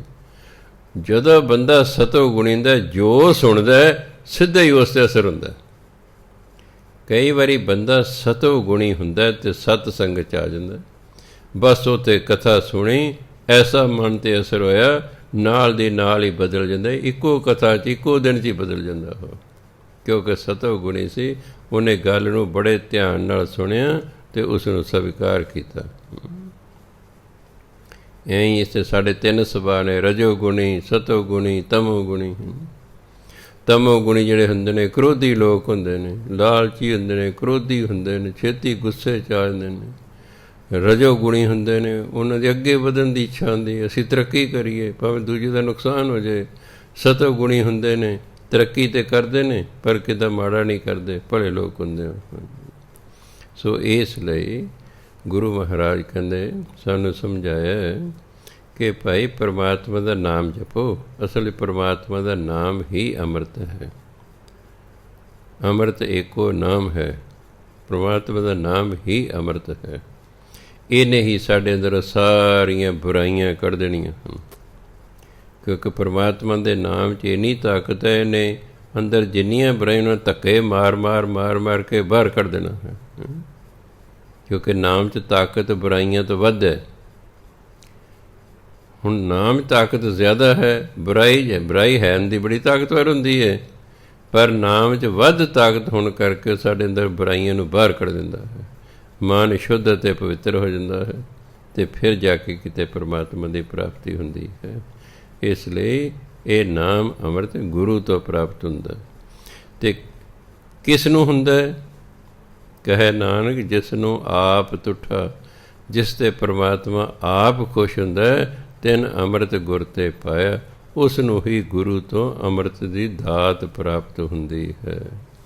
ਸਮਾਂ ਹੋ ਗਿਆ। ਸਤਿਕਾਰਯੋਗ ਸਾਧ ਸੰਗਤ ਜੀ, ਵਾਹਿਗੁਰੂ ਜੀ ਕਾ ਖਾਲਸਾ, ਵਾਹਿਗੁਰੂ ਜੀ ਕੀ